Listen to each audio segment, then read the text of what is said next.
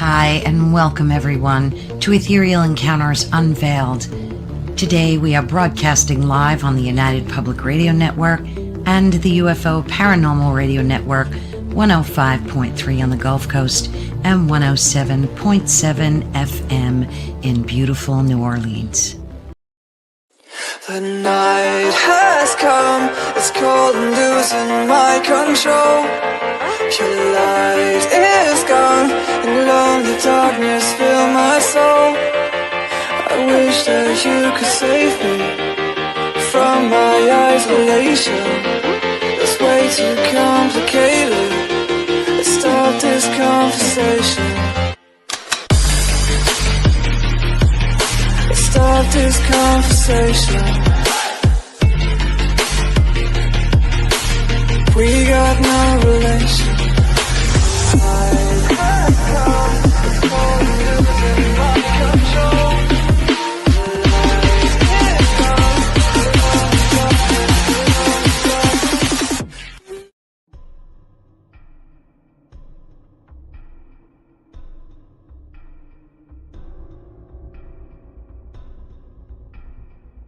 Welcome to Don't Whistle at Night podcast, where Navajo legends echo in the shadows. Darren and Dawn will guide you through the sacred fire of native storytelling, where the old stories breathe, the unknown walks among us, and voices, long hidden, rise to be heard. And remember, don't whistle at night.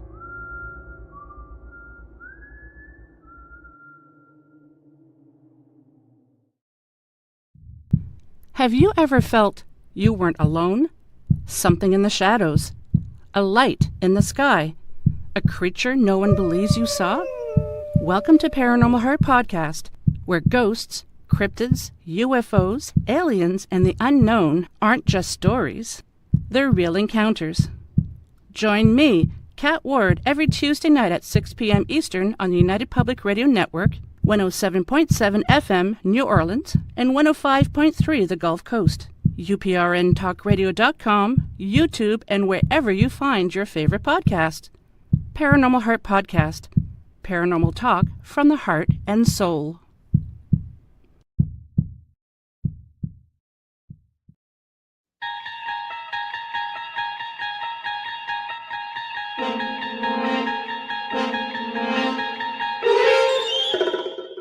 You're listening to UFO Undercover with your host, Joe Montaldo, right here on the Paranormal Radio Network.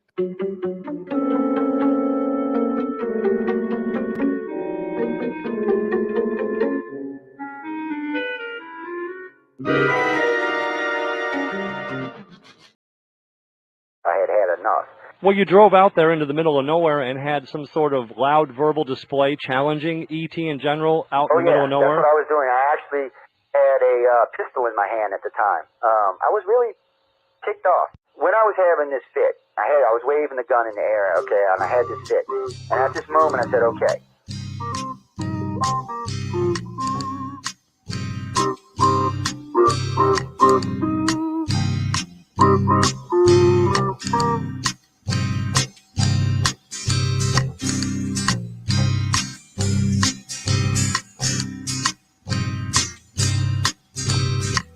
He was a Louisiana man named Montaldo. Folks around called him Six Gun Joe. Worked with ICAR, don't you know? Investigating UFOs. Out for a drive with a gal one night, they stopped to check out the reporting site. When an alien lit right there on the ground, he commenced to throwing his weight around. Now, old Six Gun didn't take too kindly to that kind of thing, especially without Vaseline or anything like that, Seriously. Well, Six Gun looked that critter right in the eye and said, "Any last wish before you die?" Yo, reached for his gun, quick as a twitch, and said, "Fill your claw, you son of a bitch." Now a legend spread across the land about this pistol-waving man. The But if you're from space or from Earth below, you don't give no lip to Six Gun Joe.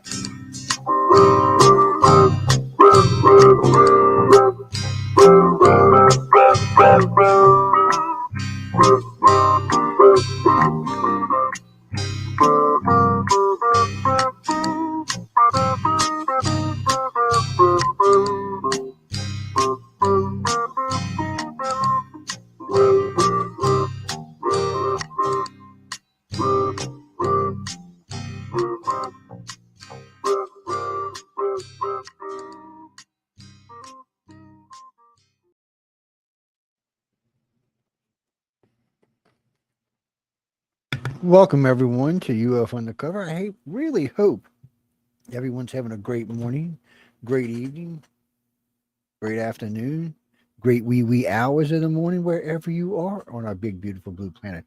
I know for some of y'all it's Thursday, and it's getting kind of late on Thursdays for some of y'all. So to all our friends on the other side of the world, on the bottom of the world, I hope y'all all having a good day, or all actually a good Thursday for you, for our friends in New Zealand and Australia. You know, Jay moved to Australia, in case y'all didn't know this, guys. Yeah.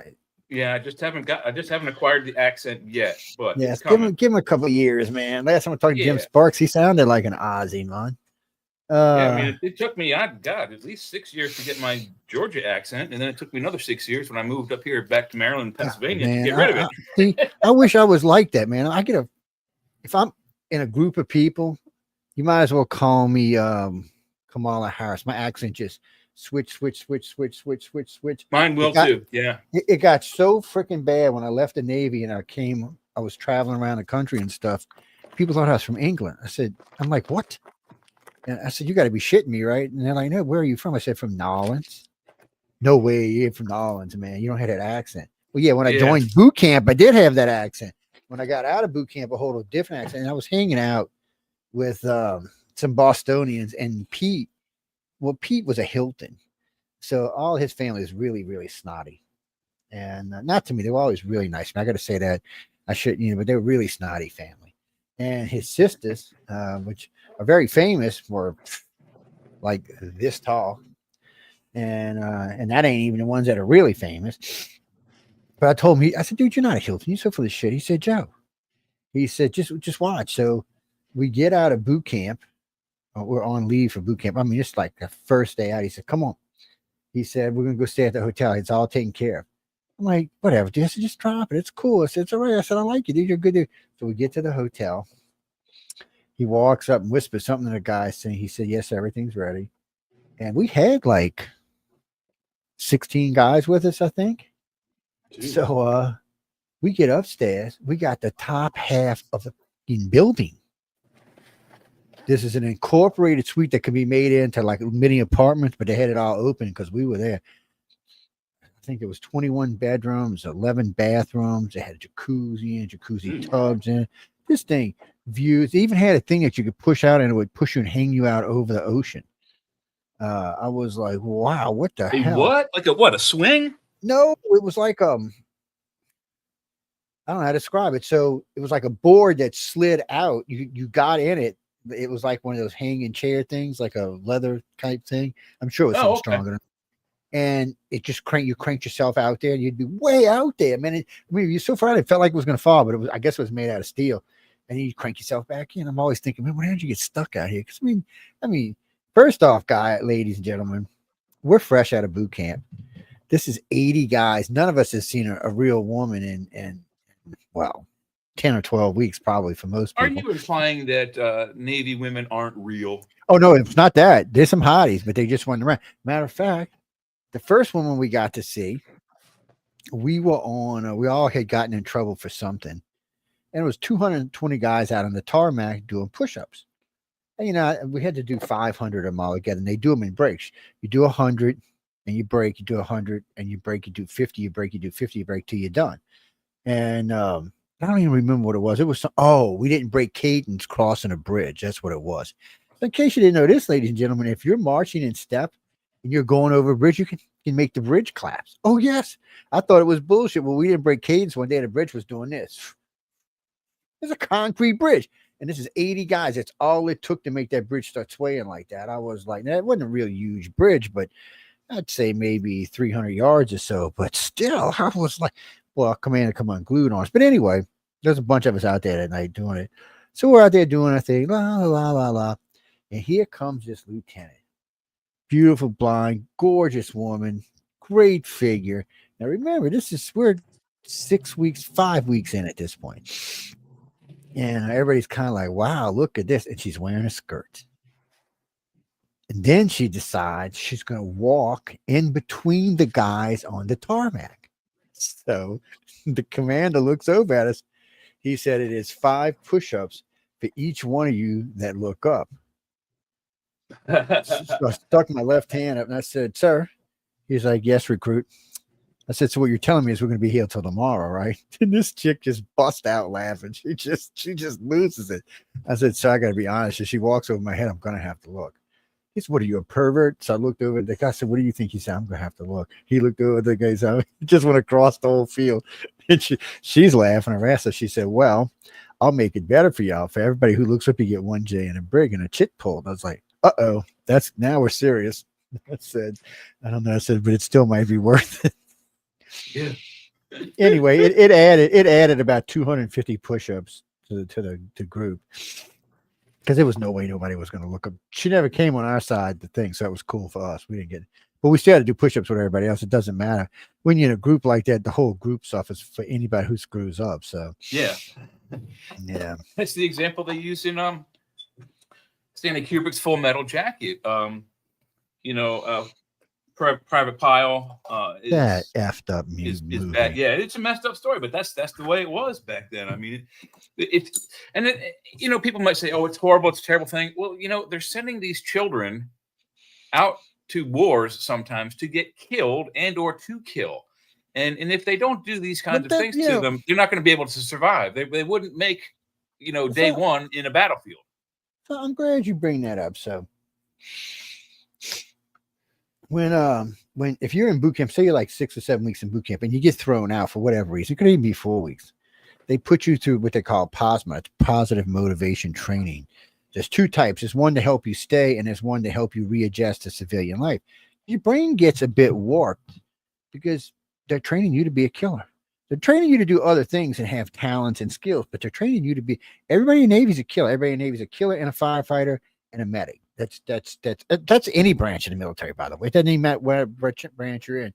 If you're on a ship, everybody is a firefighter. So if you're in the Marines, Navy, or Coast Guard, you're a firefighter and you're a medic. That's just you got to know basic meds. You just if you fail, like what's that, Jimmy? Oh no, man.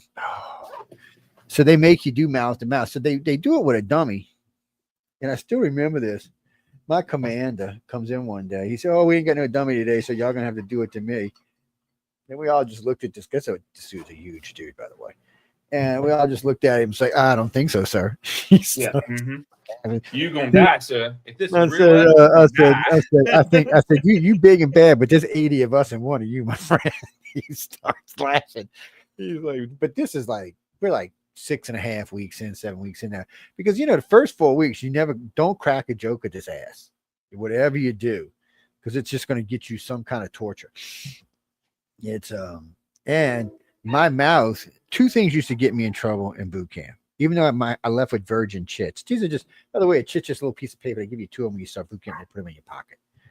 And if they get pulled, each one gets pulled, you get in trouble for it. And so this is one of them things. So I got in trouble one time. We were out, man, because when I got to boot camp, I know this is boring, people, but when I got to boot camp, I've been smoking cigarettes. I used to walk in the woods a lot, but I wasn't running. So the first quarter mile, like, killed me.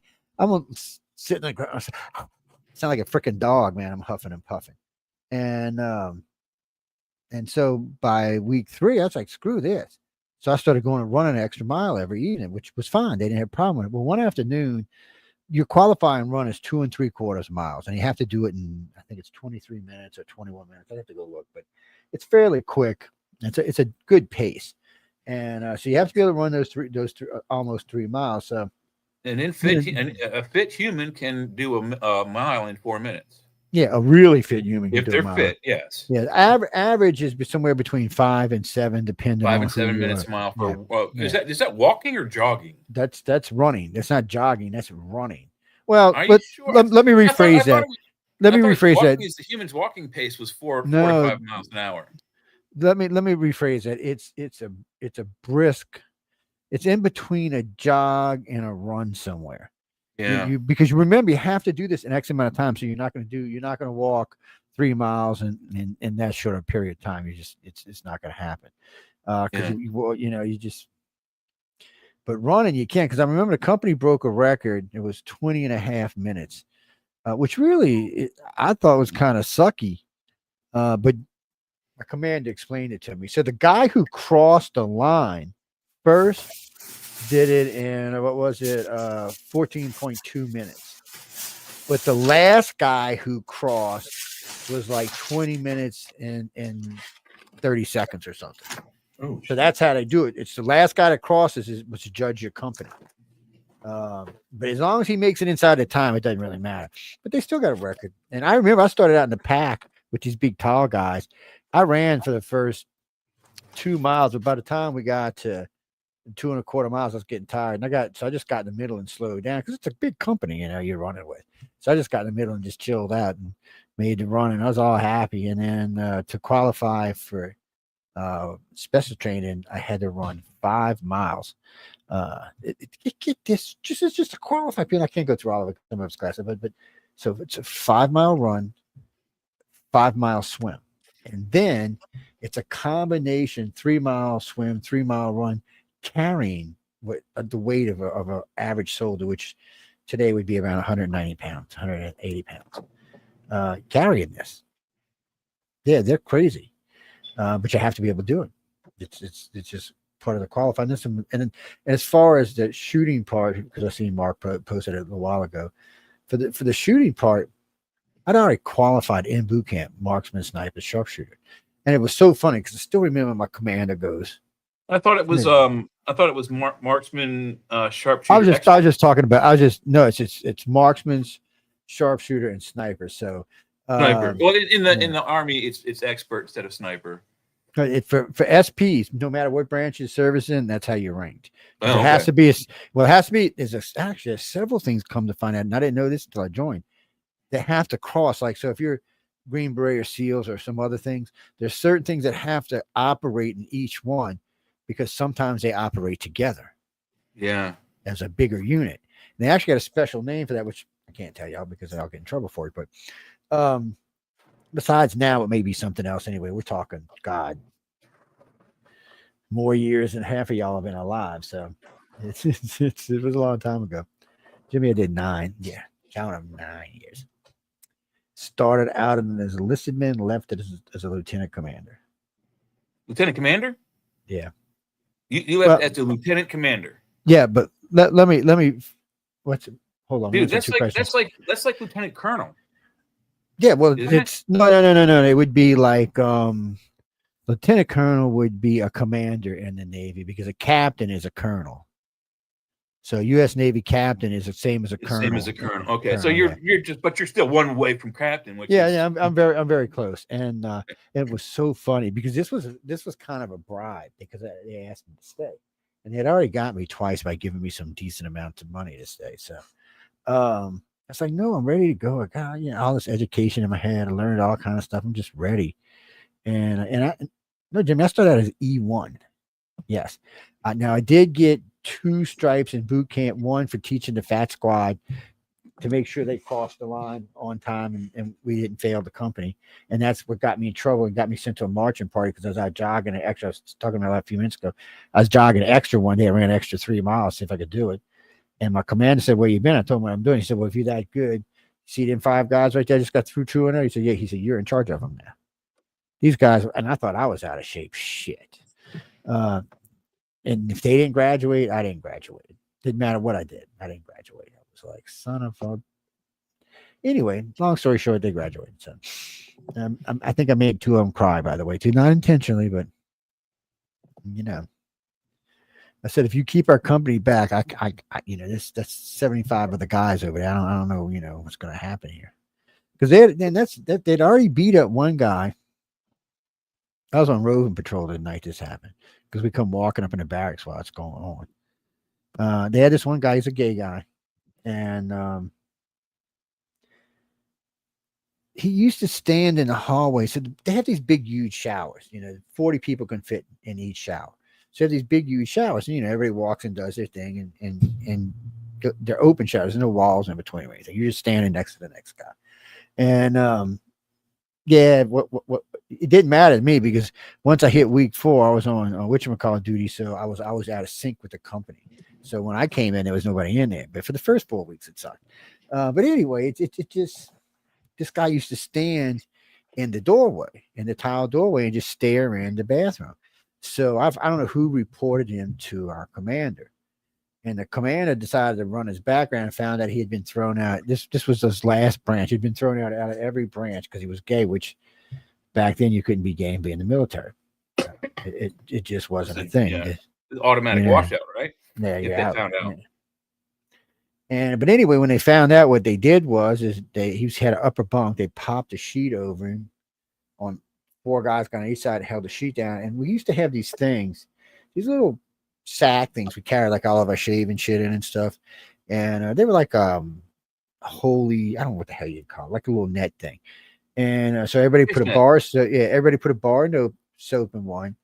Yep. Spun it around, and everybody took 3 licks as they went by. And they did keep it between his neck and his, what, but still, we're talking 80 guys here now. Me and stupid Pete only had to do it because we walked in at the wrong, because we didn't know what was happening. We were on roving patrol. And then they grabbed us when we came around. Oh no, Joe, you can't, And I was like, no bullshit. Because I didn't even know this guy. He never stared at me. And regardless, we did it anyway. And then I remember the next morning, because he was all bent over, his stomach had a freaking bruise like this big on it.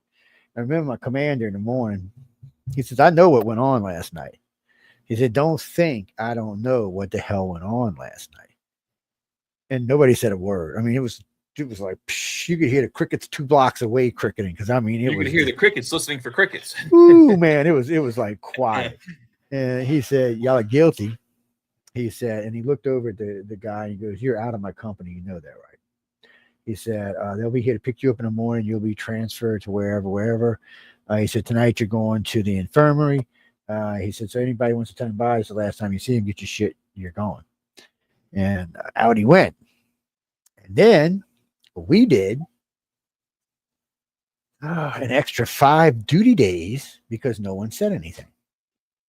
By the way, in the secret part of this, the commander was actually quite happy. He was an E6 actually, and he was actually quite happy that we didn't say anything. He thought it showed character in his company. His words, not mine. It was it's one of the things you learn in life. What's that, Jimmy? People got beat up in the Navy all the time. It was. Oh yeah, good God! And I mean, the scene that you see in Full Metal Jacket, where they what Joe just described, they do to Vincent D'Onofrio's character, Private Pyle. They pull a sheet or a towel over him, and like 4 guys hold him down, and then everybody comes by with they didn't have a bag. They had their a hand towel or a washcloth with the bar of soap in it, and they walked by, and 3 times each guy, and then the last guy was his friend and bunkmate who hit him like 10 times, and that stuff gets Huh? Hey, Leah. A sock with a soap bar in it. Yeah, they did. It might have been a sock. Yeah, I don't remember exactly what they used there, but it wasn't a netted bag, and it probably was. It's exactly what Joe described, and that's called hazing, and it happened through all of the things. I mean, I wasn't in the military, but one of my good friends who taught me how to tactically shoot, he was a Black Beret Army Ranger, and for his graduation from Ranger School, they told me they did this to him, and they all of the people in his group did this. They blindfolded him. They made him take his 3 guns apart. He took his M9 Beretta, his M16A2, and his M249 saw, and broke them all down to their component parts, and put them in a duffel bag and shook it up. Then his lieutenant took the bag, put it in a locker, a single locker, put him blindfolded in that locker, closed it, locked it, and then put it down on its side and threw him down a flight of stairs upside down. And they said, go. And he had like, I don't know how much time, but he had to get all 3 weapons reassembled, blindfolded out of that duffel bag and working before they'd let him out. And I think he was in there for like 3 hours. Yeah, well, that's because if you don't know your gun parts, you don't know how to put your weapon together, and you've been blinded by Well, fire. usually by that time you know how to put it together. But the thing of it is some parts, depending on what kind of guns they are, can be similar. Oh yeah, so you got to be careful. Christopher, we used to have a clock watch how fast we had to do ours. Oh yes, buddy, and don't F it up. See, because with the military is a funny beast. It's not always what people think. They give you time to learn this stuff. They really do. Yeah. It could be weeks, it could be months, could be days. But I could break down an M16 in my freaking sleep, man. That's child's play. But M16 is not a complicated gun. It's kind of like Martha. She's not real complicated. It's like 5 pieces. Only 35 moving parts, I think. It's not that much. And in that point, one of those sets, like 10 of them are in one piece. Yeah, like the receiver is all like most of it's all together. It's so you break it down. What do you got? A barrel, your grips, maybe 10, 15 pieces if you don't break apart the receiver. The first gun I shot in the Navy was an M14. Yes. M14 ranch rifle. I had one of them. They're nice. Yeah. It was a very nice gun. It shot better than M16 did. Yes, it does. But just Navy does what the Navy does. Well, no, they got something new now. The reason it shoots better than the M16 is because the M16 is so freaking light. It's plastic and metal, and the M14 is wood. It's nice and heavy. So I think the M16 was your gun. I think the M16 was one of the first composite materials we used. Yeah. When the first one came out, you stuck it in water, it wouldn't shoot the barrel. So you take an AK-47, you could pan it down in the mud and lift it up. M16. Yeah, you can't do that with an M16.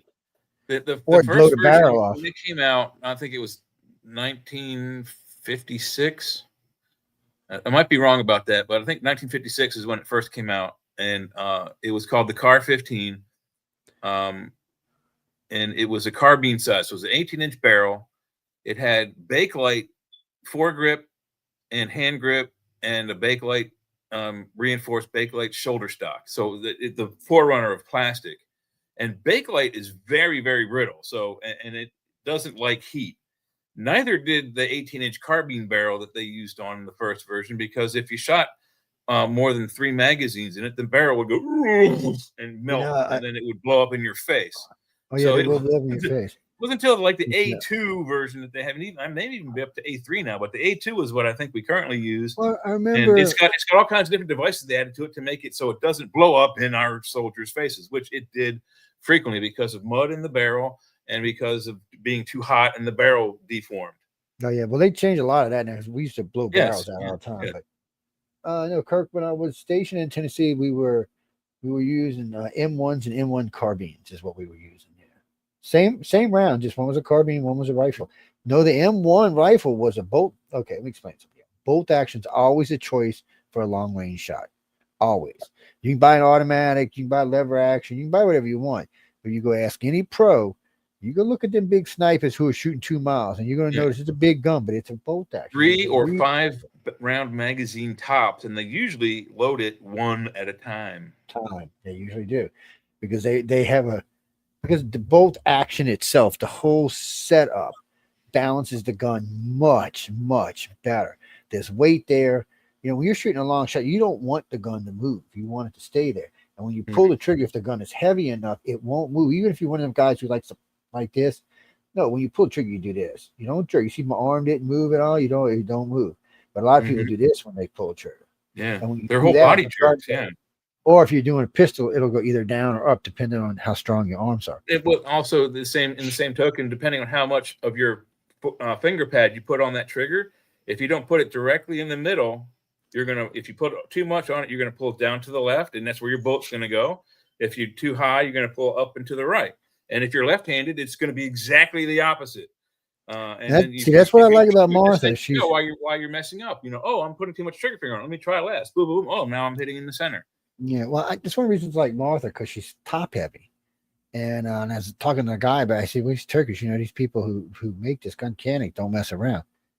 And I looked it up and seen it had beat out Glock in almost every category as a target gun. I was like, well, this sounds interesting. So I took it out and I noticed when you held it straight, when you pulled the trigger, and if you jerked a little bit, because I had a 5-pound trigger on it, the top was so heavy that it would pull down. Well, it came with a 2, 3, and 5-pound trigger. So if you're a serious shooter, you put the 2 or the 3 on there. You barely just it's going.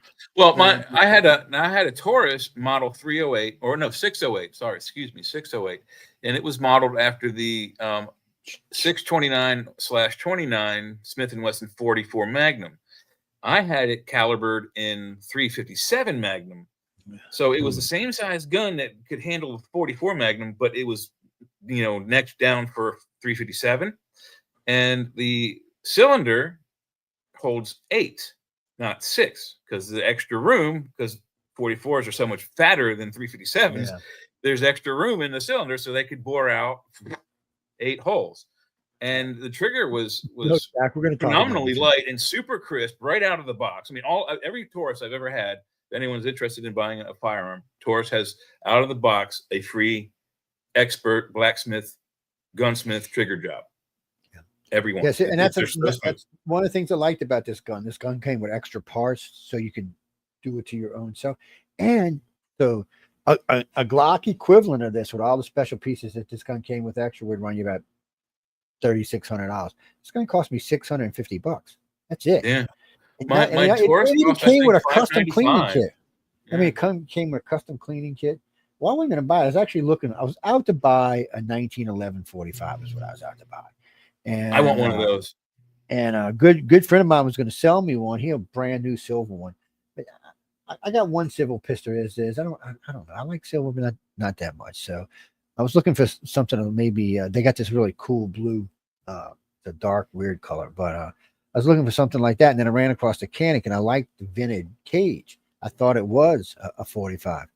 And but it wasn't. It was a notch. But I love the gun. It's weird. Before I had a 1911 in 9. It shot very well. Yeah. And it held. I think it held 8. Set 7 and 8 in the magazine. Well, I see. That's why that's why the military and the police replaced it in the 1911, right? It only held 7 rounds. Well, I think the newer ones hold like 9, but some still, you get an extended magazine. But the original one held 7 in the magazine and 1 in the pipe. My Beretta, my 1911, it was a Springfield, calibered in 9mm, and I believe the magazine held 8, and you could put 1 in the pipe, so you get a total of 9 bullets.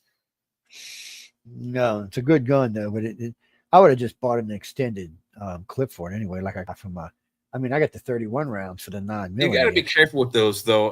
They can tend to, especially if it's not a factory brand magazine, the extended magazines can tend to harm the catch release for the magazine, and it's not a this good thing. Thing came with a 21 round clip. That's what I'm saying. It comes with it, you're okay, but a lot of people would go out and buy a gun straight off the shelf with a 10 round magazine or 15 round magazine, but they want 20. If you're going to use the gun, it's not supposed to. The extra weight.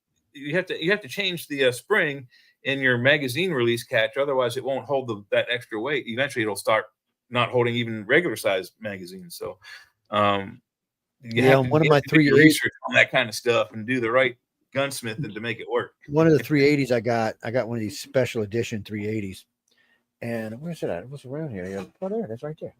Oh, there she is. There it is. So this. I had a question. Yeah. Well, there we go. Okay, so I'm gonna try and describe the last rifle that I shot, and maybe you guys would be able to know what it is, but it was late 1800s, early 1900s era, like pre-World War One. Sounds like a black. No, no, it was bolt action. I think it was from the 1920s. Oh, it was probably M1 then. Or something and like that. it was wooden, like it had a wooden body to it. Thompson gun. Yeah, it could have been a Thompson gun. And it was heavy. What kind of but it was it sure shot true. 45 caliber. And I don't know all the ins and outs of all that stuff. I'm not a gun nut, but was the magazine? It's not atomic. There was no magazine. It was. See that trigger in there, guys? There's a trigger inside of that bullet. It had a. All I know is it was a bolt action. One round per. You have to keep loading a round into it each time. Sounds like one of the original M1s. Oh yeah, it could be. It could be. I think that might be it, but anyway, I was at a rifle range with Matt and his dad, and his dad has a whole arsenal. Like his dad has legit, the underside of his house is like John Wick.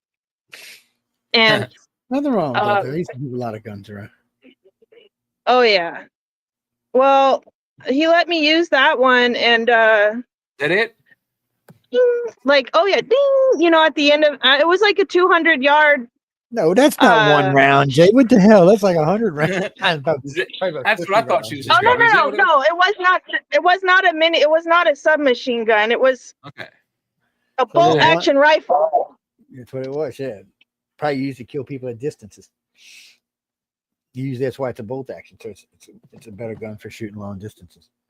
Yeah, it was an old school, like, I'm not gonna say like sniper rifle, but it wasn't a hunting rifle. It was a military rifle. Yeah, it sounds like from way back in the day. I think I got it. This has got to be it, because I shot one of these. These things are freaking awesome. Ding, ding, ding. Is that it? That's what it looked like. M1 Garand. That is from World War II, and it had a magazine clip called an end clip, which shot out the top of the receiver, and I believe it held 6 or 7 It did not bullets. have a clip. This one did not, and it was pre-World War II. It was pre-World War I. Oh wow. Then I don't it know. was over 100 years old. I shot a rifle that was over 100 years old. I shot the target from over 200 yards away, and I don't know. I kind of blew the guys out of the water. They were not aware that I had previous like rifle range training from the Marine Corps when I went to basic training. And when they pulled that out and I knew how to, set up my shot and everything, I don't know. It was just a cool memory because that was like the only good memory that I ever had with Matt's dad. But anyway, weirdo. It's no, Jeffrey. Actually, we're going to be talking about 3i Atlas. We just got off somehow on the gun thing. It happens. Someone asked a really cool question and we answered it. Yeah. It's you mean guns? I used to have a lot of guns. Not anymore. I only got a few these days.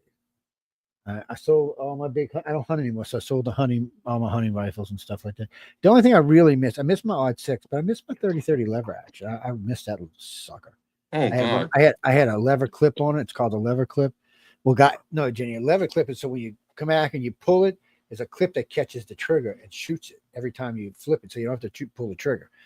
It's like a little, it really lays, but you can only have, I think, 5, 6, 7, maybe 8 rounds in there. Depends what kind of, how they had it set up, if it had a little wood inside of it or not. It's a strange thing. But anyway, so I've been getting letters all day. We were talking about 3i Atlas a couple of weeks ago. Yep. And Omarosa. No, whatever. Oumuamua. Sorry, it is a Oumuamua. I don't know why I always call it Omarosa. But anyway. There is one out there called it's a Japanese goddess, Amaterasu, I think. There's an asteroid out there called that. So we're talking about Isn't there another one that's like isn't there one that has like a Russian name to it? I don't know. There's a lot of them out there. So, but we were just talking about the interstellar ones, the ones that are coming from somewhere else. The aliens got her, people. Oh my God! Look what happened. See, it's what you look like when you're getting probed. Y'all keep that in your head now. It's a probe in case. Yeah, she look at her eyes. They're like, oh, man, what? And see it. Aliens, you know what? Look, see, there she is. Oh, no. She must have slapped a gray or something. You had your probing face on. It was scary, girl. It was scary. You had to look at it. No, so anyway. I'm gonna lose ya. I'm gonna. Oh, yeah.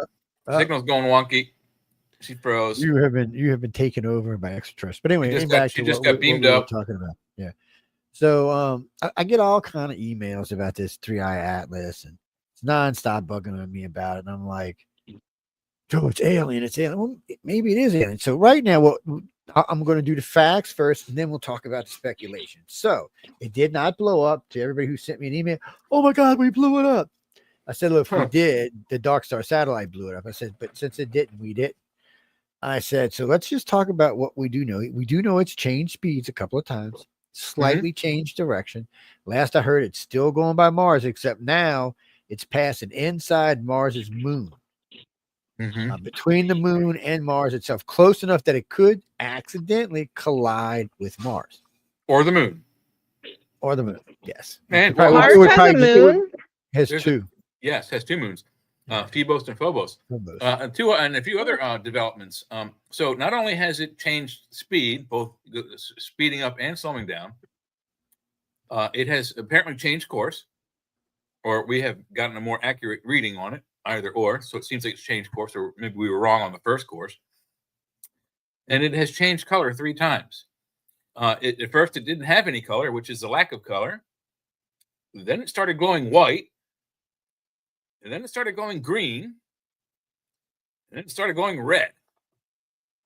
Comets don't change color like that. Could that have anything to do with? I mean, could it be changing temperature? No, that's that. It's a ball of As ice. it's like, if it is actually a ball of ice, as it's supposed to be, the only thing that could explain it would be maybe sunbeams going through the ice and, turning into, being prismatically shown on the outside of the comet. But other than that, it shouldn't go white. I mean, it should go white. It should not go green or red, period, as a comet. Yeah. Well, then we get stuff that we get a greenish glow or a bluish glow to but it. Not comets. Well, I don't know what the hell they are, actually. So we're just going to leave it alone. But they get a lot of weird stuff like that. And, of course, when you're looking at meteors or meteorites or shooting stars, they come in all shapes, sizes, and colors there. But that's just the materials, all that is. It's what they're made up of. They're whatever iron or ice or whatever the hell it happens to be made up of. But anyway, getting back, so that, it's changed course a couple of times. And it's definitely changed speed a few times. Also, what bothered everybody, it's not so much that it moved around and stuff, that it's got a pulse to the light. Like, I'm going to find out. Yes, they thought it sent out a signal too. In sync pulse. Well, that's what they're talking about. That's what this is, but it's a pulse. It's so not only is it pulsing, but the light's pulsing with the noise it's making. It's all in one action. So it's 2 different things sync together. That's what flipped the scientists out. Because it could have been all of this stuff, because, things make sounds. People never realize how noisy space actually is, because we're all taught there's no noise in space. Well, that's not really true, is it? You can't hear noise in space, but space and the things in space make a lot of damn noise. Let me explain it this way. My father was he created a new physics major at Johnstown University called hydroacoustics. So he was very good with sound, and he explained it like this: there aren't any particles close enough in space for sound waves to form. So no matter how much you try to scream and yell, even if you have ample oxygen, there's no oxygen molecules out there for the sound waves to form in. Therefore, sound cannot happen. But radio and other types of sounds and noises can be picked up. They are, however, outside of our audible range. It's very, very well. No, they're most of what are you talking, Jimmy? All sound is waves. All energy is waves. That's why it works the way it does. So we pick them up. So, you know what? I play these a lot. We're in October now, right? Let me see if I can find this right quick, and we'll play it. But just so much we just don't know about anything. But getting back to AI, so we had the first one come through. Supposedly it sent a signal, and we'll talk about that in a little bit. And then there was a second one that came through that just seemed to be everyday comet, nothing special. A little bit bigger than the first one. Now this one's bigger than the two. There's supposed to be a fourth, which we'll check into more while we're talking.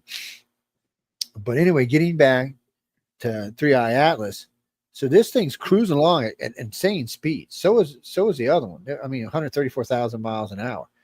Do you realize if it breaks up, or even if it hits in one piece, it's going to do a massive amount of damage? It would probably destroy Earth if it hit Earth. Yeah. Well, NASA said if it hit the Atlantic Ocean, it would create a tsunami from top to bottom of the planet on both sides, probably 1,800 feet tall, and would wash into at least 10 miles inland wherever it hit. So think about it this way: East Coast. At least 10, no, that's longer than that. I would say at least 300 miles inland if it's that tall. No, it won't, because first off, it pulled all the water out with it. So for every mile it goes in, it's losing water back to the ocean.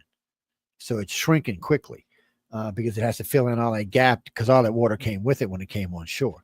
And it drops. Yeah, I was reading about that. I was surprised how fast they'll dissipate. That was kind of surprising to me. But, we should know that from Katrina. Katrina pushed a 30-foot, a little mini baby tsunami at 30 feet. And it washed inwards about 3 miles, maybe 4 miles to the railroad tracks, maybe 4 miles. That's as far as it could push itself in, and it dissipated in a matter of less than 2 hours. The only reason it even stayed inland is because the storm was still pushing it. But as soon as the eye passed, all the water pushed out back into the ocean. It was gone. Yeah. So even with something maintaining force behind it, it still couldn't stay for that long.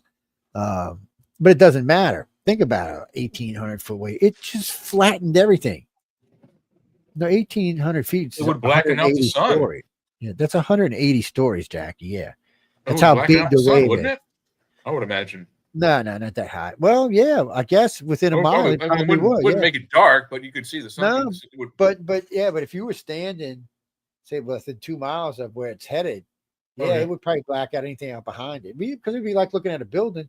If the sun was behind an office building, you wouldn't see the sun. You'd see the light come around it, but you wouldn't see the sun. No, dude, no, Jack. They're talking about from top to bottom of the planet. Yes, it would even wash in. It would even wash into the Gulf of Mexico, 300 or 400 feet high. Yeah, even though we have things called the seven seas and the Atlantic Ocean and the Pacific Ocean, it is all connected. Except for a few sparse places like Lake Titicaca, which is a freshwater brackish lake up on the mountains. The entire ocean, it's all one piece. There isn't anywhere you can't go by boat starting in the Atlantic Ocean. You can hit all the ocean, the whole thing. Take you forever though. What Jesse, the Pacific is deeper, and so if you get a big strike there, but Pacific is also bigger, so the wave would have time to dissipate some on the way. So it all depends on how close. So if it hits mid-Atlantic, it's not that much difference between China and America. Mid-Atlantic, it's just, I mean, think about it. England is gone.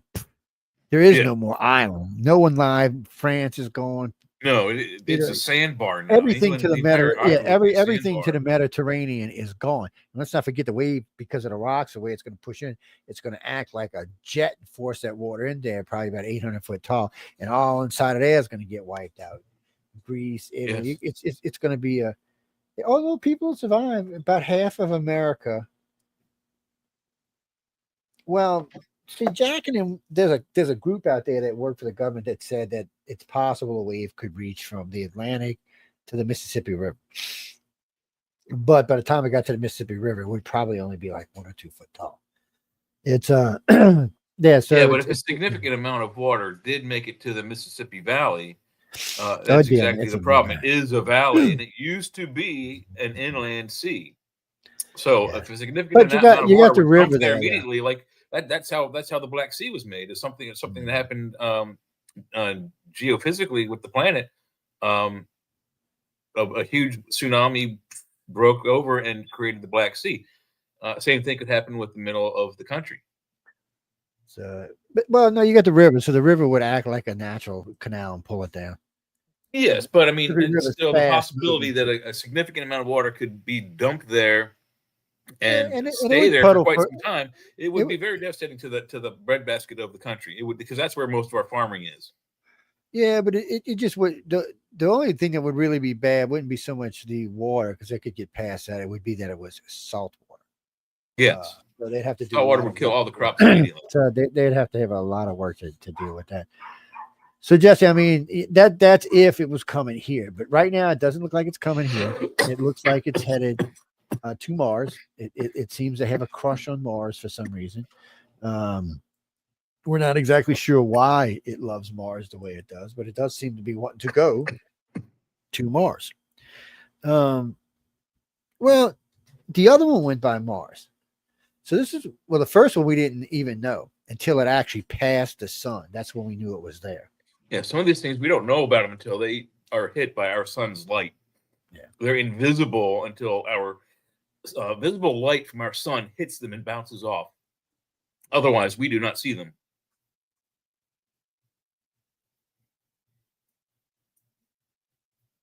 Okay, what was this? So we get ready to go to break in a second here, but wait, I lost the damn room. Oh, there it is. I got it back. So we're gonna go take a break right quick, just to give you some ideas. When you heard us talking about weird sounds earlier, I'm gonna play the sounds of Saturn and then a song, and then we'll probably be back. So 6 or 7 minutes, maybe 8 minutes. Oh, you should also find that there's a sound of scientists. I don't know when, in the 50s maybe.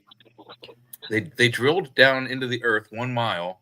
And then they dropped down a microphone, and what they got up is like a horror movie. It's like sounds like what you would expect hell to sound like. Yeah, I think I've actually heard that once. But yeah, I have too.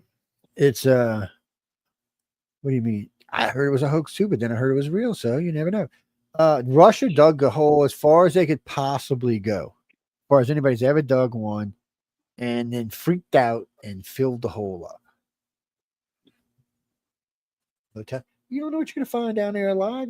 Look, there's bacteria down there that used to wipe out dinosaurs and stuff that we have no immunity to. And you're going to go drag it up to the surface. Yeah. Not the smartest thing I've ever heard. But anyway, we're going to go take a break right quick. What's it, Jack? You're listening to United Public Radio 107.7 105.3. Did she like scream? Did the aliens get her again? No, they brought her back already. I know, but I heard some weird sound coming out of her, like a squeezy toy thing. It's kind of weird, man. It was weird.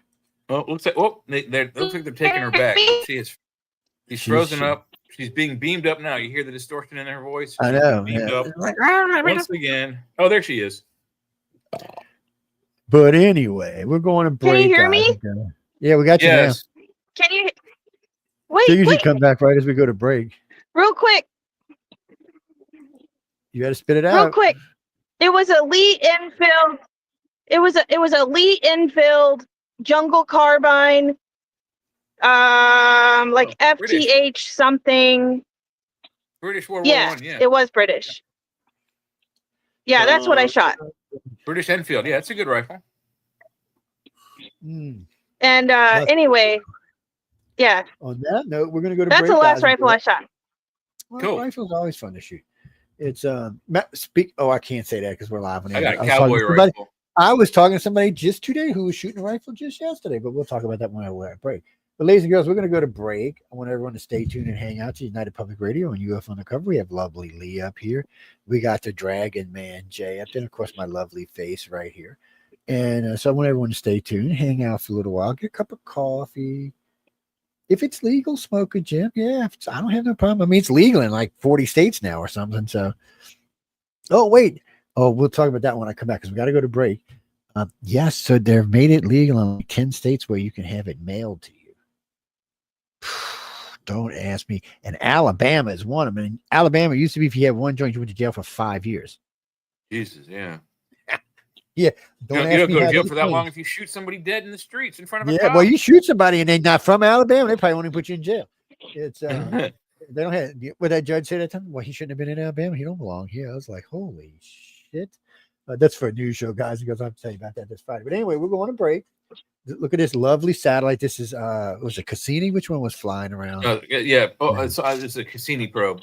There was another name to it too, but it was 2 probes that launched off, and then they separated on Saturn. One went to one of the moons, and then the other one went out. I don't know where it went. Uranus, I think. So this is Halloween month, so I will be playing weird Halloween stuff all month on all the shows that we host. And I expect the host to do it for all the network shows. Yes, it's Halloween. Play Goo Goo people. Muck by the Cramps. Slap Play her, Goo Jay. Goo Muck by the. Oh, she's Play underneath the me. Cramps. Hold on. We should play something like Chumbawamba. No, we're playing. No, Goo Goo Anyway, Muck. we've already got what we got up, so we got to worry about it. Maybe do we have another break? I don't know. But anyway, we got to go to break, guys and girls. Y'all going to get to hear the lovely sounds of Saturn. Really, this sounds like something out of like a 1950s sci-fi movie. It's very strange. But anyway, on that note, we'll see y'all in about a few minutes, and stay tuned and enjoy the weird sounds of Saturn. This is a theremin.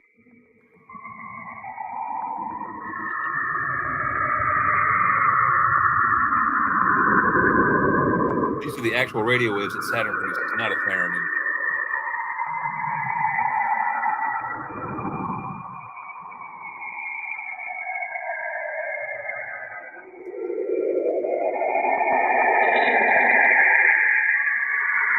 Waiting for a laser to jump out and shoot my ass.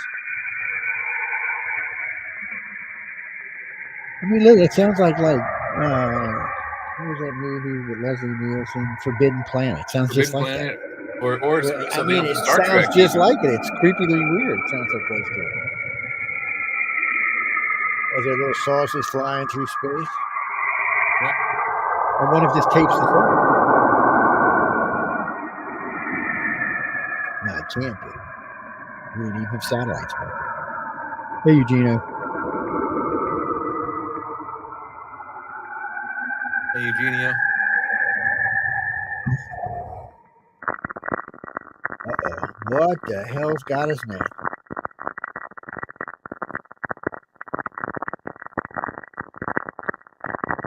The aliens are sending out a transmission. It's talking to the moon, or the moon's talking to it. That sounds like a Geiger counter.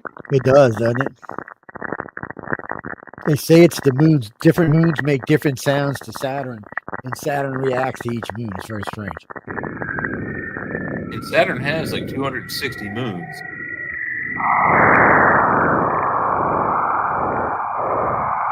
Is Jupiter a failed sun? I think so, yes. No, it's not a failed sun. It never happened, so it's different.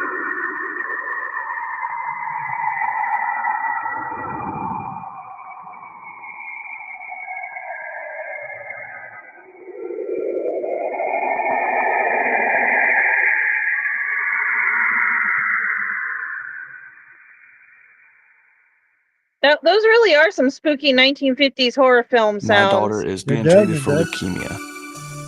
It hit me hard.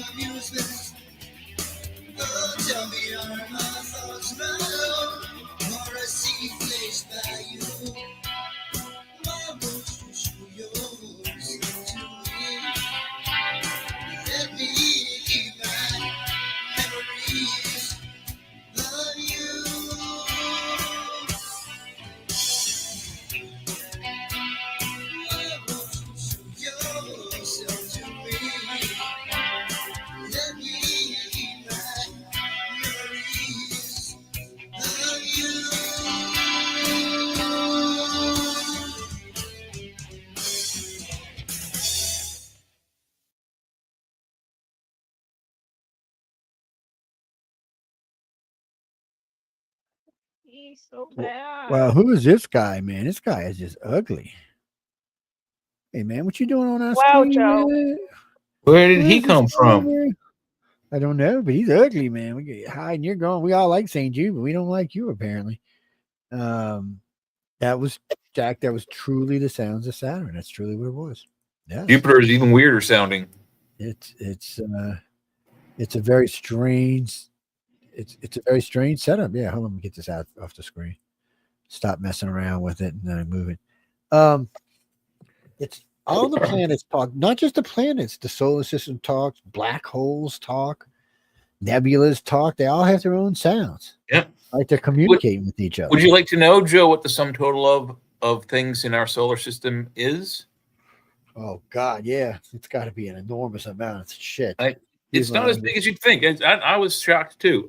Not counting comets and asteroids, all that kind of stuff. That's just too many to count. But of planets, protoplanets, or dwarf planets, moons, and satellites, natural satellites, and not including the sun. 431 objects. You're muted. Oh, sorry, I couldn't find out which one I was muted on. That's kind of cheesy, actually. It's well, 260 of those moons are around Jupiter. I'm sorry, Saturn. Yeah. 65 or 70 are around Jupiter, and the rest It's of the kind of weird because Jupiter's really the cleanup thing, but I guess Saturn's further out.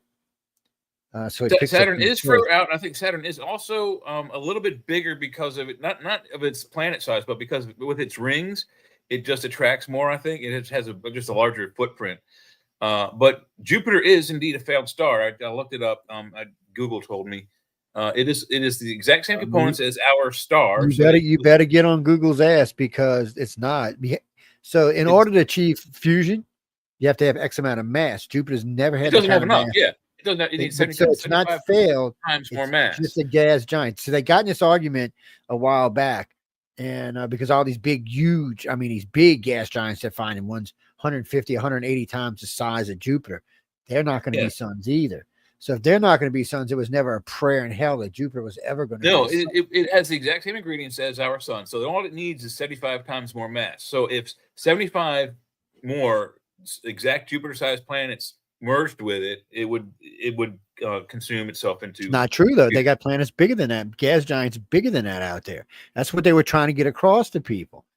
It would have to be a magnitude of maybe 300 times the size it is currently. Well, maybe the fact is that almost every solar system in our galaxy is binary, meaning it has two stars revolving around each other plus planets. So the possibility of it being our sister star is possible. Oh, it's possible to have a sister star. It's possible to have 3 or 4 sister stars and brother stars. Yes, that's not the point. But they're not going to be. Even a red dwarf is bigger than Jupiter by quite a bit. Yeah. So you need mass. You're not just deuterium, but you need mass. You need deuterium, and you need lots of deuterium.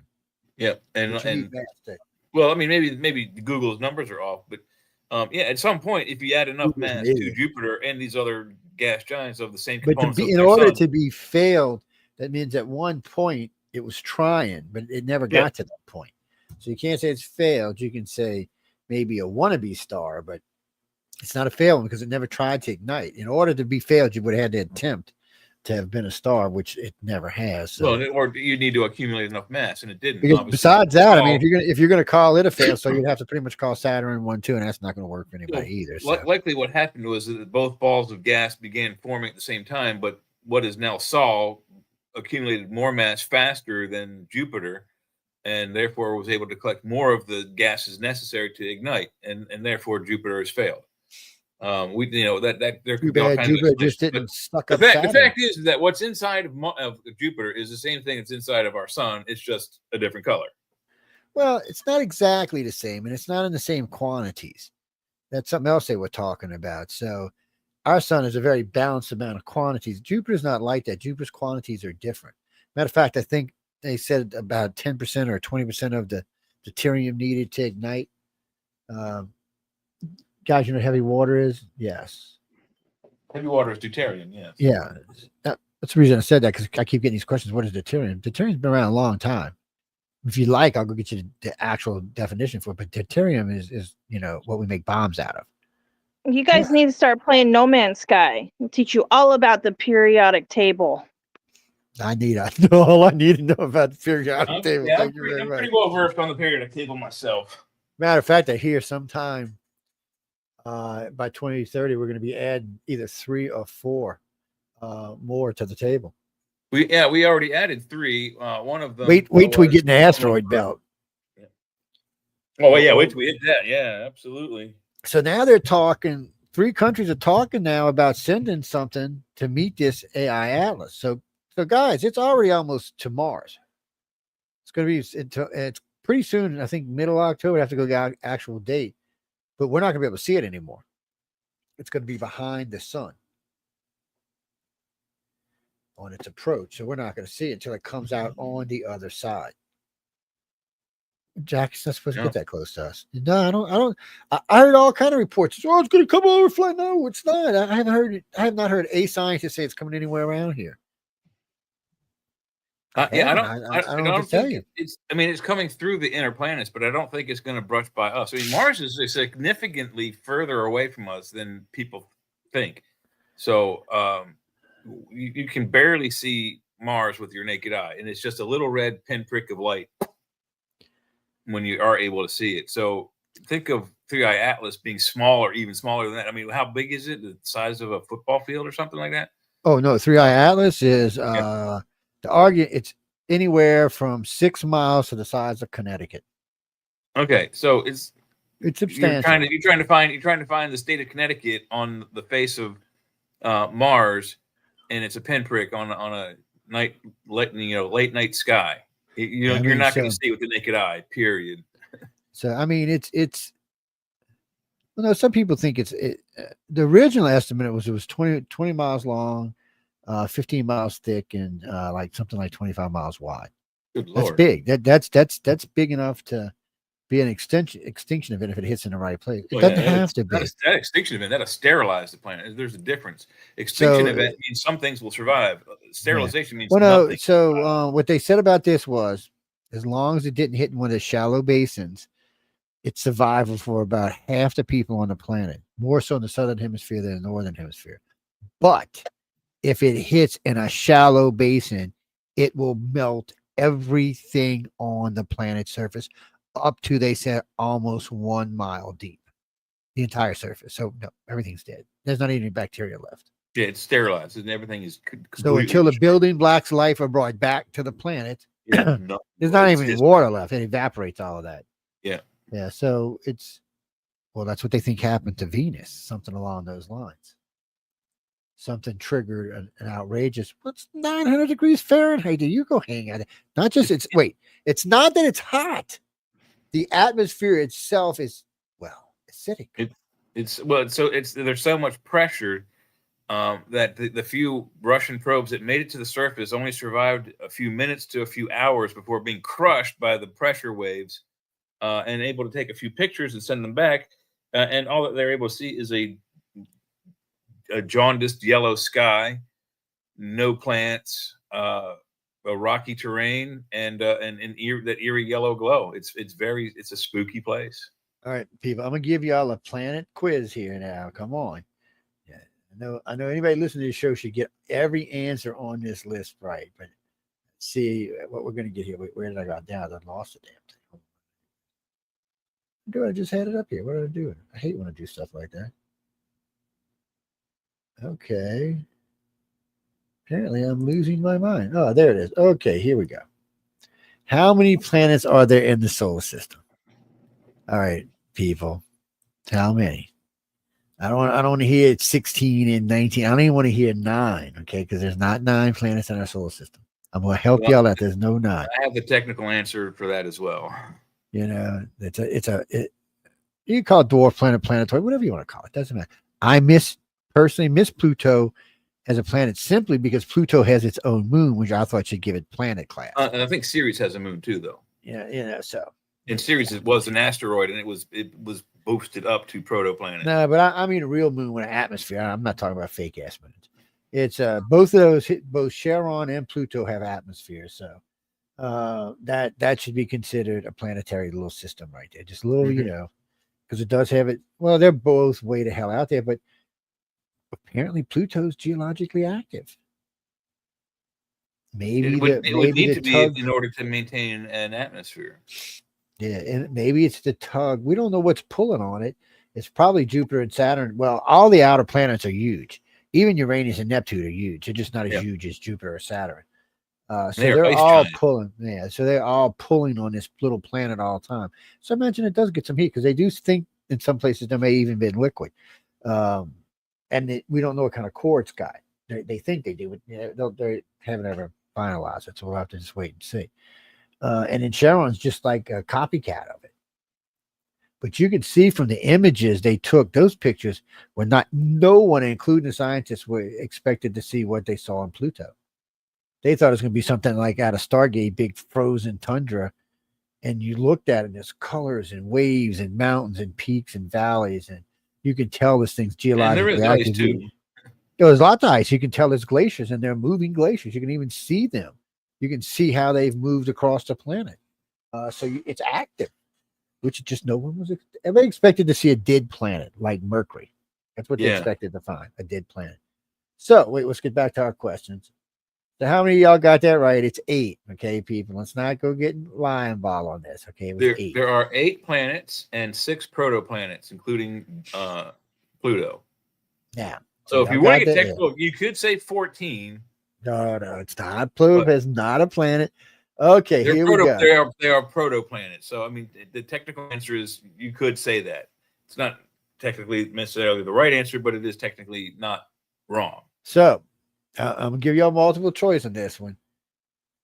Y'all going to get this wrong, I can tell. I knew the answer to this, but anyway. What's the furthest planet in the solar system from the sun? Pluto, Neptune, or Uranus? Not Uranus. Okay, yes. Pluto. It's Uranus, actually. I do believe it's Pluto. I'm going to go with Pluto. Pluto. Oh, come on, rookies. Y'all can't be. It's Neptune. How? I thought Pluto was the last one. Pluto's not a planet. Oh, but I don't care what. And yes, it is. I will never not consider Pluto a planet. Hey, I did not declassify it. I'm with you two. I think it should be a planet, but it's not. So you got to remember that. They're being, to the code on this. It took me a minute to think of it. I grew up with my very excellent memory just served up 9 planets. Okay. My very excellent memory just served up 9 planets. Okay, so Mars, Venus, Earth, or Mercury, Venus, Earth, Mars, Jupiter. You know the rest. Didn't work. Yeah, it didn't work, did it? Mercury, Venus, Earth, Mars, Jupiter, Saturn, Uranus. It's Uranus. Neptune. Neptune, and that's it. Pluto. No, Pluto's boo. Pluto. Anyway. Hey, do you guys know what the spaceship Enterprise and Charmin toilet paper have in common? Never heard either one of them. What? Enterprise, like from Star Trek? Yeah, Star Trek Enterprise and Charmin toilet paper. What do they have in common? They're made out of the same thing? No, they both orbit Uranus and wipe out Klingons. Oh, that's just disgusting. I'm not going to really get that out of my head now, man. Oh my God. Anyway, now come on, people. Y'all have to think about this one because I know a lot of y'all are going to get this wrong, but I'm going to ask it. Which planet is the closest to Earth? Mars, Venus, or they're tied? Venus. We could see Venus. Well, I guess sometimes we could see Mars too, I but think Venus. we I think often Venus is closer. Yeah, Venus is like It's a larger. mistaken. Venus is closer. Yeah, it's a larger. Way closer than I thought. Like, so they were talking. This scientist was cracking me up the other day with this. What did he call it? It's some kind of liquid bomb. He wants to make 500 of them and send them to Venus, and do a whole quarter of the planet. It's like they're like nitrogen bombs, but it's something way more powerful than nitrogen. He wants you to just go drop it over there and bring. He said there's no way because it's so hot there they won't be able to freeze the air. He said you could even use liquid nitrogen, it wouldn't freeze the air. He said, but it would drop the ambient temperatures down somewhere right around 100, 130 degrees, which humans can cope with that. we can handle that for some time, especially if there's a place that you can get out of it. Yeah, I mean, you need to have an indoor atmosphere. He said one of the things that would also help is the corrosive acids in the area would be almost frozen and would pull down to the surface of the planet. So you could actually get away from that. Now, how long it would last? He said, now, if he said, what they want to do is do the experiment. And if it works, get with the planet and say, okay, look, we're going to need about 10,000 of these things. And we're going to have to get with Elon Musk and have him build, a couple of hundred X ships and just launch these over there. Because if you could change the atmosphere to the point where we could actually go there and start working on the planet, we do Venus before we did Mars. We might do them both at the same time. We might do Moon, Venus, and Mars all at the same time. I mean, there's 8 billion of us now. We might have to extract some of the gases, as you said before, from Venus to put on Mars. That's another thing they might start doing, is extracting gases they need and selling them. I could see little Liam over there in his little spaceship calling his mom and I say, hey, Mom, guess where I'm at today? It's I believe it. We're siphoning methane out of Venus. Flying a Jimmy, it was spaceship Venus. around. No, it was Venus. No, Mars is the 4th planet. That means it's the closest planet. Okay, now Jay and I were just talking about this. Anybody who gets this wrong, I'm gonna smack up in their head. So, which planet has the most moons? Now, you just remember just a little while ago, he talked about how many bodies there were in the system. Uranus. You know what I'm saying? That Saturn and Mars. I'm sorry, I'm like I'm 12. I can't help myself. It's so Uranus, Saturn, and Mars. Which one has the most moons? TikTok. I need to get me one of them things from Jeopardy. You want to use Mars or Jupiter? Jupiter's not in there. You can't use Jupiter. Which planet has the most moons? You know which planet has the most moons. I know, yeah. So it's Mars, Saturn, or Uranus. So come on, people. We talked about Mars earlier. It has Deimos and Phobos. Okay, 2 moons. So they're out. Saturn. Very good. Saturn. How many did you say, Jay? 240? 260 something. Yeah. Saturn has 260 some moons. I think it's 262. Might be 263 or 4. And it's that. both Jupiter has 65, and I think between Uranus and Neptune, there's another 14 or 15 more moons. I'll get their counts in a second here. The best part about all this is, people, a lot of these planets has atmospheres. These are all planets we're going to be able to use in the future as we become a spacefaring race. We need to stop kicking each other's butts on this planet. There's going to be 8.5 billion. Soon there'll be 9 billion of us. We need to start colonizing. And then, you know what? People go back to having big families again because we'll be colonizing. We'll have places to go and new things to look at, especially in this country. And I've talked about this a lot on all my shows. Americans are easily bored because the base of Americans of one or two things. We're explorers because we came here looking for the new country and new things, or we're people fleeing from bad places that are willing to fight to get to better places. Regardless, none of us are scared to get out into the world and try something new. I have some numbers. Would anyone care to take a guess as to how many moons are on the planet Uranus? 58. That's pretty close. 58. 28. Oh, that's 20. Does Neptune have any moons? Neptune, however, has no moons. One of the few planets Venus, I know, that has no moons. So Mercury, Venus, and Neptune.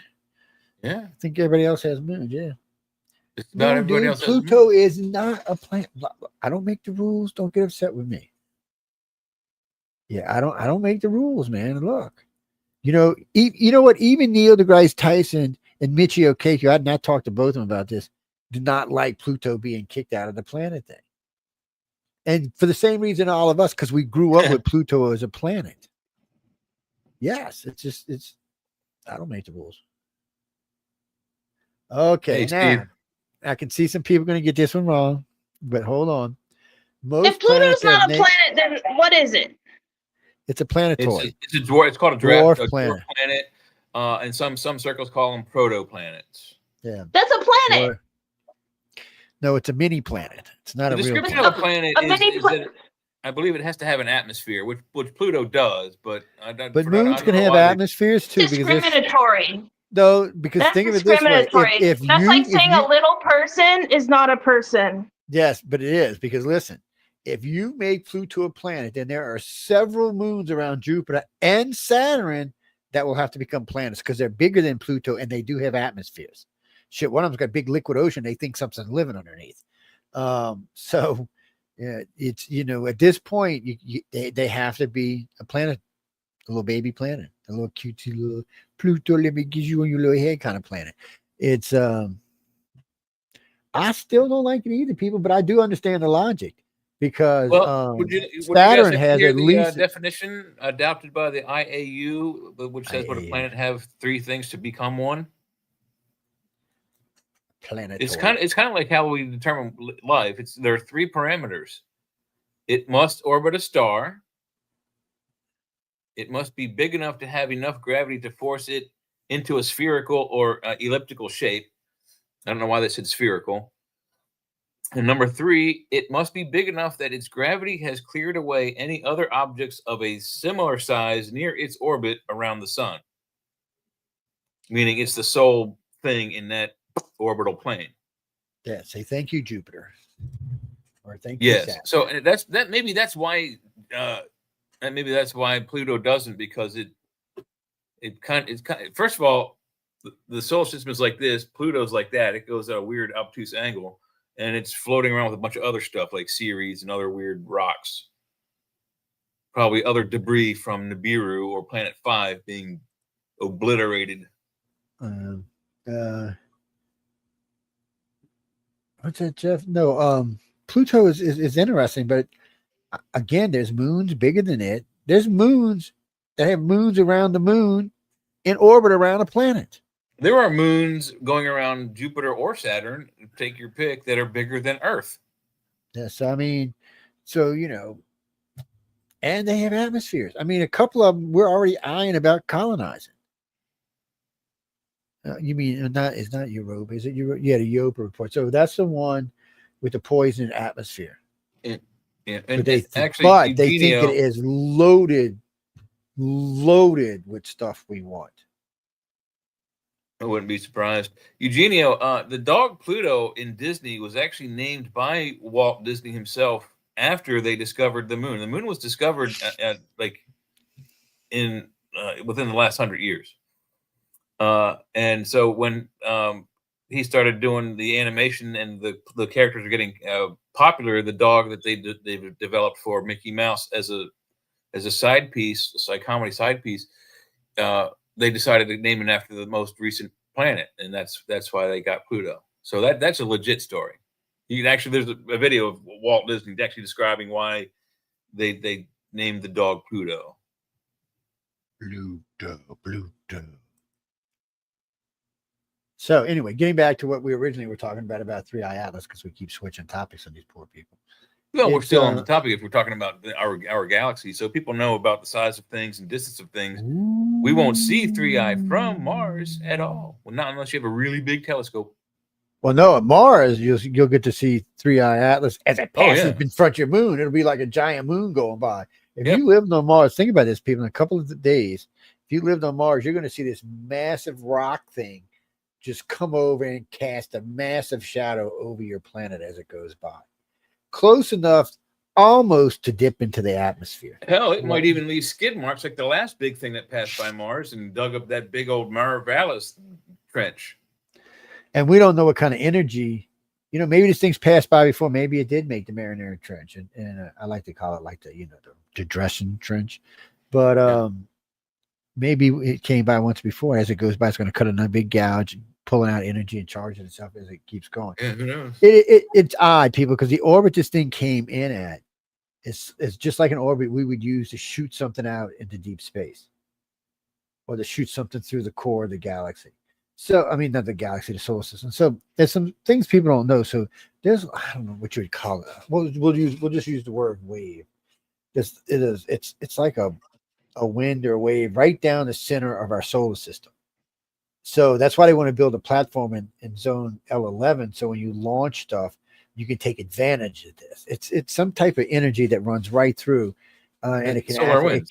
Yeah, so it's not even solar wind. They called it something else. Yeah, I thought it was solar wind too. They were going to make solar sails, but it's something else. This is almost like a physical force, like a real wind that pushes against the craft itself.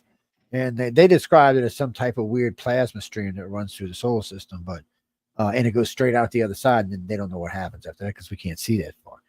But they said they could use that to get some, and use that, and then of course 4 or 5 planets as you go by, and really get a speed. So they said they could get a ship all the way to Proxima Centauri. I think they said probably 9 years or 10 years if they do it like that. Now, can you put somebody on there? Well, I mean, if you had the supplies, I guess you could. But do you really want to put 1,000 humans on a ship and then fling it out at space at 60% of light speed? Do you trust it? Do you trust anybody on this planet to build something that can withstand 60% of light speed? Yeah, I'm just asking. I mean, think about I'd this. want to go, but the stuff we sent to the moon, those advanced space rockets were designed by the company that bid the lowest on the job and built it with the most minimal crucial parts. On the LEM, the Lunar Excursion Module, the part that actually separates from the command module, lands on the moon. Every single one of them have parts on it where you can stick your foot through it because it's only as thick as a piece of mylar. And that's how thick the wall of the spacecraft is between the men and the outside of the spacecraft, which is why they have to wear suits most of the time. But just think about that. They built the spaceships with the most minimal parts and least expensive parts they could find on the smallest budget that they could bid for. Yeah, it's scary stuff. It's scary. It wasn't even state-of-the-art stuff at the time. I mean, mylar was kind of brand new, but everything else was. I mean, they were using tubes, and the same stuff that your television had the same tubes that ran it. Your amplifier that you ran your guitar on used the same tubes that ran the space missions for the moon. It's just scary technology. Christopher, there was, I don't know if I'd call it solid state. There was some, let's just say, maybe some remnants of solid state coming into being in the Apollo missions, not in the Mercury or Gemini, by the way. Yeah, they were basically glass tubes. Well, silicone tubes. Would you like that better? Regardless, that's what they were, and they had to be made in such a fashion because landings and takeoffs aren't always soft and smooth, especially in the old days. I mean, when you look at one of Elon Musk's ships take off, that bitch is graceful. It like sits there for a second, and it's gone. He makes it look easy, and we all know it wasn't that easy. He had lots of failures, but not so he much. Also had lots of money to continue. I mean, think about it. If you have NASA versus a privately funded guy who's got billions of dollars, NASA is funded on an annual budget voted on by people that can't agree on that the sky is blue. And then on top of that, if they fail more than 3 times, they would stop the program immediately and then lose funding and therefore make it even harder for NASA. So a guy with unlimited resources like Elon Musk is really the only one who's going to get he's the only one who's going to force us to have a better space program for things like NASA. NASA right now sucks. They don't even have their own space program right now. They just started up their lowest latest space program to go back to the moon. Well, no, Artemis has been around 50 years. 50 yeah, but Artemis has been around for a while. But the shuttles have only been gone for 10 years or so. Maybe 10, maybe 15 at this point. I don't know, 10 years, I think. I'd have to go look to be sure, but it wasn't that because we had made deals. I mean, we had the space station in space. We made deals with the Russians to take us up, which was a good thing. It showed good, let's all play together and go conquer space together instead of trying to kill each other. Let's play nice and stuff like that. I mean, there was reasons for some of that stuff, but I said this I had said this before I started hosting the Wake Up USA, but it was the first time I had any real place to say it at. I used to preach to every guest that came on. You want to see the world change, privatize the space industry. And I said, just privatize it. I said, I used to watch these movies that used to talk about airplanes could never make it because ordinary billionaires or millionaires, sorry, not billionaires, couldn't afford to build big groups of planes like that. Well, we all know that's a crock of shit, don't we? How many planes are flying around in the sky right now? Thousands, tens of thousands. What is the largest plane ever built? This is Bruce Goose, built by a billionaire. Yeah. So it flew barely, but it flew right off the water. I forgot how high they said it was, but it went real high. 12 feet, I think. 12 but feet. It just flew along. Ooh, it showed it could do it. They had parts of that thing made out of balsa wood. You couldn't have paid me money to get that damn thing. Balsa wood. I don't know if y'all know what balsa wood is. If you're a guy, you probably know what balsa wood is. If you're a girl, I don't know. Maybe hobby not. wood. It's hobby wood. It is very light and very fragile. It floats. It doesn't take much to break. Let's just put it balsa like that. wood floats on water. What do you mean? Anyway, so we got all of this stuff that's all churning around on the planet inside of here, things moving around. Leave Pluto alone, people. We all love Pluto, but just leave it alone. It's what it is, because you'll never get everybody to agree on it, especially in the way the world is today. Just because of your political views, somebody will vote against it, even if they think you're right. So you might as well just give that up. just some friendly advice, my friend. Just a friendly observation, from what I do for a living. But these days, man, I mean, you just got to take it for what it is. But anyway, getting back to 3I Atlas. Oh, wait. You know what? No, not yet. We can't go there. Yeah, hold on. We still weren't finished with this yet. Okay, what most planets have their names derived from which mythology? Greek, Roman, or Celtic? Okay, this is tricky, people. I knew which one it was, but at first I wasn't sure. I had to think about it. It's like, Roman. See, German. What are you talking about, German, man? Roman. Roman. I think Jupiter is the chief god of the Roman mythos, which was Zeus in the Greek mythos. See, that's how you had to work it out. Because the Greeks and the Romans had identical god setups, but with different names. Hey, I didn't make the rules. They did. Yeah. I always thought it was funny because, when you look at what they did and what they were, you're kind of like, oh, okay, well, that's cool. So, right, people, 5 for 5 now. Our planets are, Roman mythos. Our days of the week are a combination of mythos. We got North mythos and Wednesday and Thursday, Odin's Day and Thor's Day. You got planetary stuff. Sunday is the sun, and Monday is the moon, and Saturday is Saturn. So it's a mix. It's a mix of stuff. Anyway, Jupiter's famous Great Red Spot is really a hyperspace gate, a fire, or a storm. All right, people, this should be easy. I mean, come on, this should be an easy one. I'm moving on to the next one, but that should be easy. That's an easy one. And it's allegedly disappearing. Yes. Well, it's disappearing and Saturn's ring's disappearing. It's getting weird out in the the last time that the Great Red Spot on Jupiter disappeared was in a movie, and then it turned into a sun, and it almost killed Roy Scheider. Yes. It's called 2010. Or 2001, depending on how you want to look at it, but it's the same stuff. No, that's 2010, the year we made contact. Yeah. Which planet's surface is the hottest? Which planet's surface is the hottest? Mercury? Venus? Mercury. Jupiter? Which one? Mercury. Oh, stick with your first one. Stick with your first one. Oh, Venus. Venus, yeah. And I almost got it wrong too, because I was just going to click Mercury, and I'm like, there's something tricky about this question, because Mercury is basically kissing the sun's ass. Yeah, it's right on it. But Venus has a massive global warming problem, so it ended up being hot. Well, it's got greenhouse gases that accumulate and keep the heat in at the same time that it also has high pressure, which also creates heat. Oh, is Leah still around? Leah, if you're here, close your eyes because I can't see. No, I think she's off. Okay, in 2006, Pluto was demoted from a planet to a what? A rogue planet, a dwarf planet, Here. or an exoplanet? Which one was it? Okay, can you repeat that?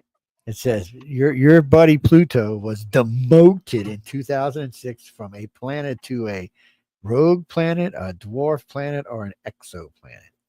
Exoplanet. Nope. Exoplanet it was means out of our solar system. a dwarf planet. We spoke about this earlier. So it is a dwarf planet. Yeah. Exoplanet means found outside of our solar system. Yes. Rogue planet just means a planet that's not in a solar system. It's just hollow astral space. It's not revolving around a sun. Yes. Yeah. And then the dwarf planet, of course, is Pluto. And so there's about 5 others. Yeah, there's 5 others besides that. All of them are very interesting, too, by the way. Okay. It was a rogue planet or a dwarf planet? What? Pluto's a dwarf planet. Pluto's a dwarf planet. It's a dwarf planet, yeah. So technically it still is a planet. I guess it's just a dwarf. Okay, in myths, Mars' father was Jupiter, and Jupiter's father was Saturn. But who was Saturn's father? Ooh, dun dun dun. Who was Saturn's father? Dun, dun, dun, dun, dun, dun, dun. This is. I'm gonna give y'all all a hint. It was one of the names that I was laughing my ass off every time I say it. Uranus? See, yep, that's what it is. It's Mercury, Uranus, or Neptune. And of course, it's B. So the mighty Jupiter's. I'm just gonna leave this alone. So Saturn's father was okay. Just move along. La, da, da, da, da, just move along. Okay, where is the dwarf planet Ceres at? Okay, Ceres. Here we go. Between Neptune and Pluto, between Mercury and the Sun, or listen to this closely, people, inside the asteroid belt. Ceres. I said earlier that it's a dwarf planet. So I said earlier that it was an asteroid that was, promoted up. So yeah, honestly, asteroid belt. That's where it lives, in the asteroid belt. Dun, dun, dun, dun. So let's see what our score is. Drum roll. Your score is perfect, 10 out of 10. You know your planets. Of course we do. You're funny. It's hey, people should know this stuff. This is everyday conversation stuff. You should know the solar system you live in is important. So what is there to say? What is there to say about, or is this too taboo, about the Saturn worshipping cults? What is there to say about all that? There's you know what? There's probably a cult now for every planet that's out there. I would bet you there is. I wouldn't be surprised. And for the sun, and probably some of the moons. Wouldn't be surprised. Yeah, people are weird. I know there was something else that they can. I know there was what was it? The Europa group or the Io group, whichever one had the water planet. There's a group out there that thinks they're going there. Somehow or another, they're going there. Like that. Those you can't breathe there, right, people? Huh? I'm just thinking you can't breathe there. I mean, I don't think the atmosphere is oxygen. It's like those poor fools that believe. I forget the name of it, but when the Hale-Bopp comet came by, they all committed suicide. They're all wearing some kind of Nike sneakers. Heaven's Gate. Ernest, that's a good point. Cults make culture. That's actually a good point. Nothing I can talk about here, but on Friday night, that's a good thing, or Saturday night for that matter. So anyway, getting back to the great thing that's supposed to come kill us all or take over our planet, or laser guns are supposed to point out of it. So anyway, it's not coming to Earth. Last we checked, it's going to go really close to Mars, and then it's going to cruise back around, and we're going to get a good shot at it when it cruises around. Now, a bunch of people want to send something out there to go say hi to it.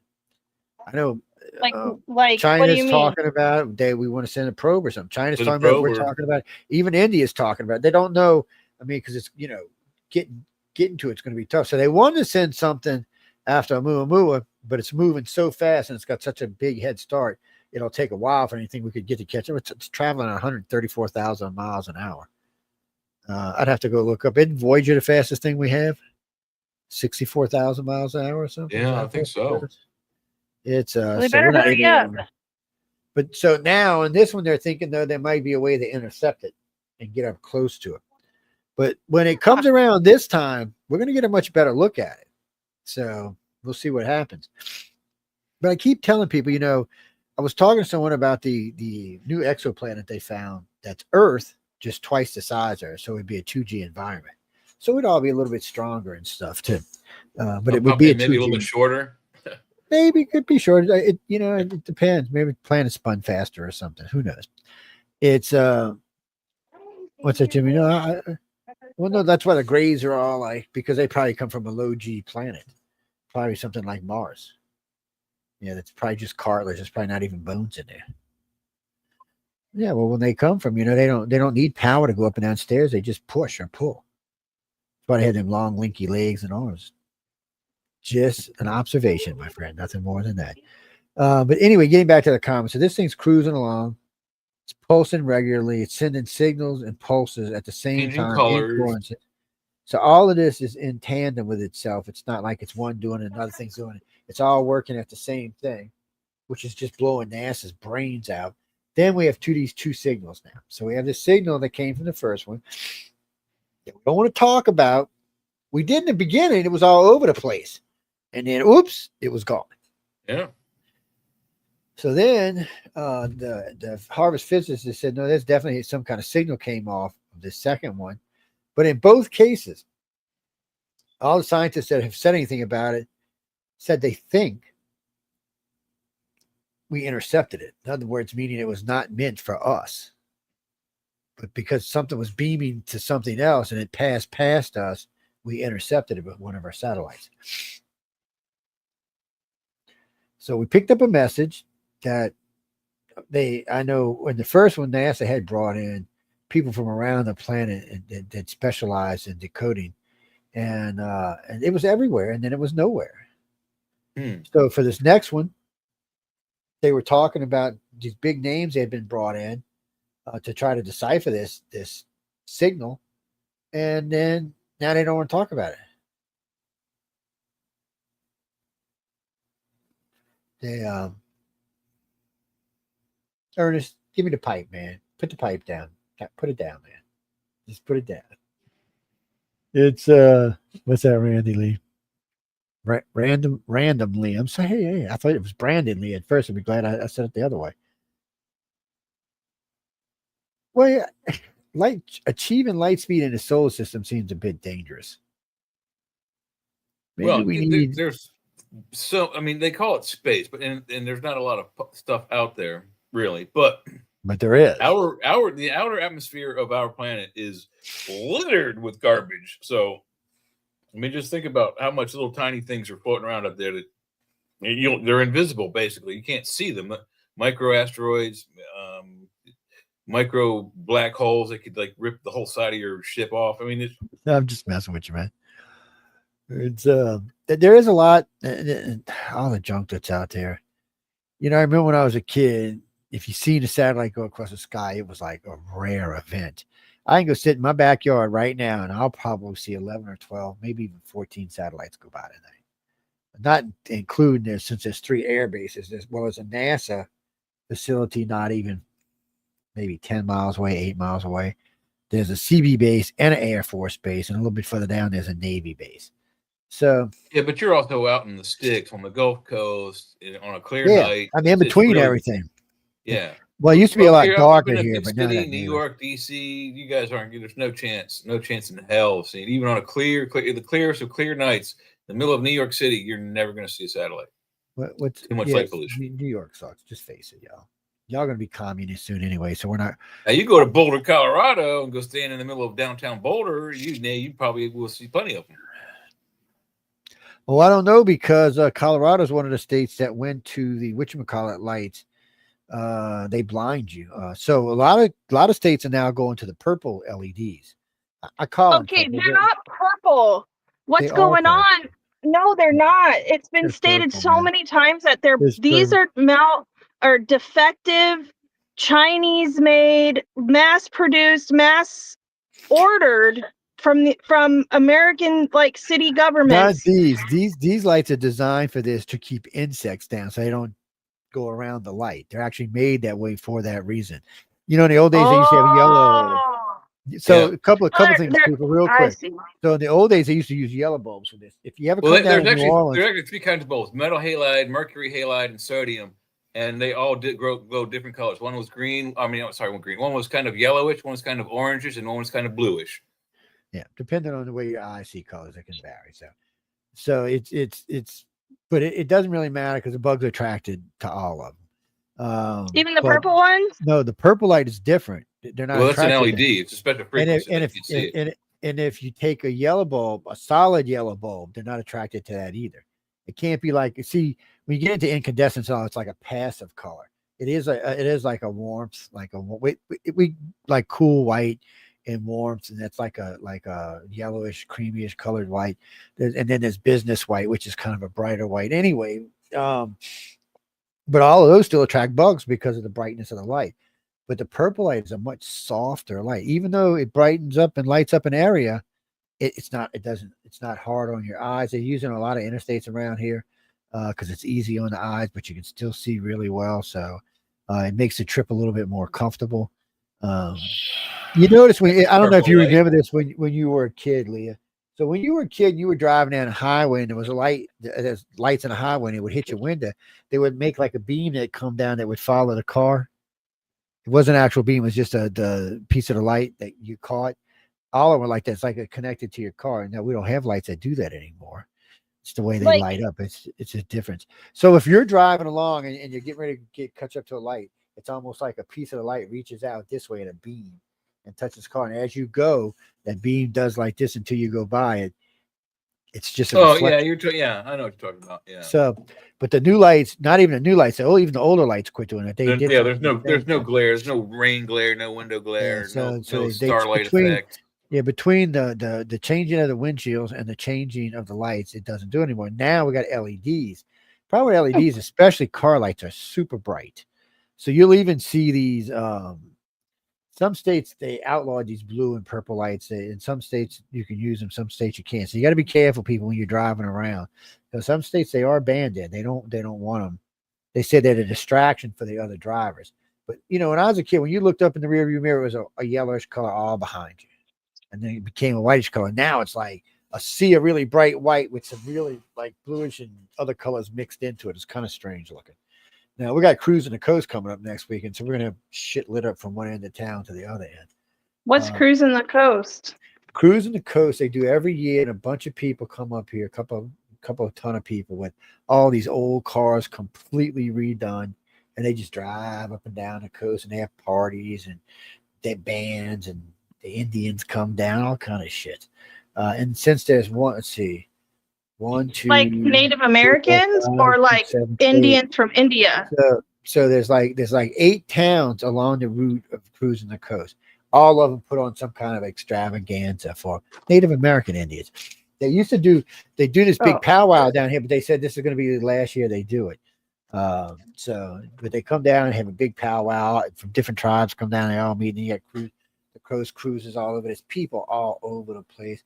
And you'll just see people. It's like a parade, man. They just put your chairs out along the street, go out there on the weekend or even on a weekday afternoon and just watch the people drive up and down. The cops allow them to burn out and stuff as long as, as long as they're not being stupid or reckless, they can get a little crazy. I mean, the cars are here to have fun, and they let them have a little fun. Matter of fact, sometimes they set up a roadblock right here across the street from my house on the highway.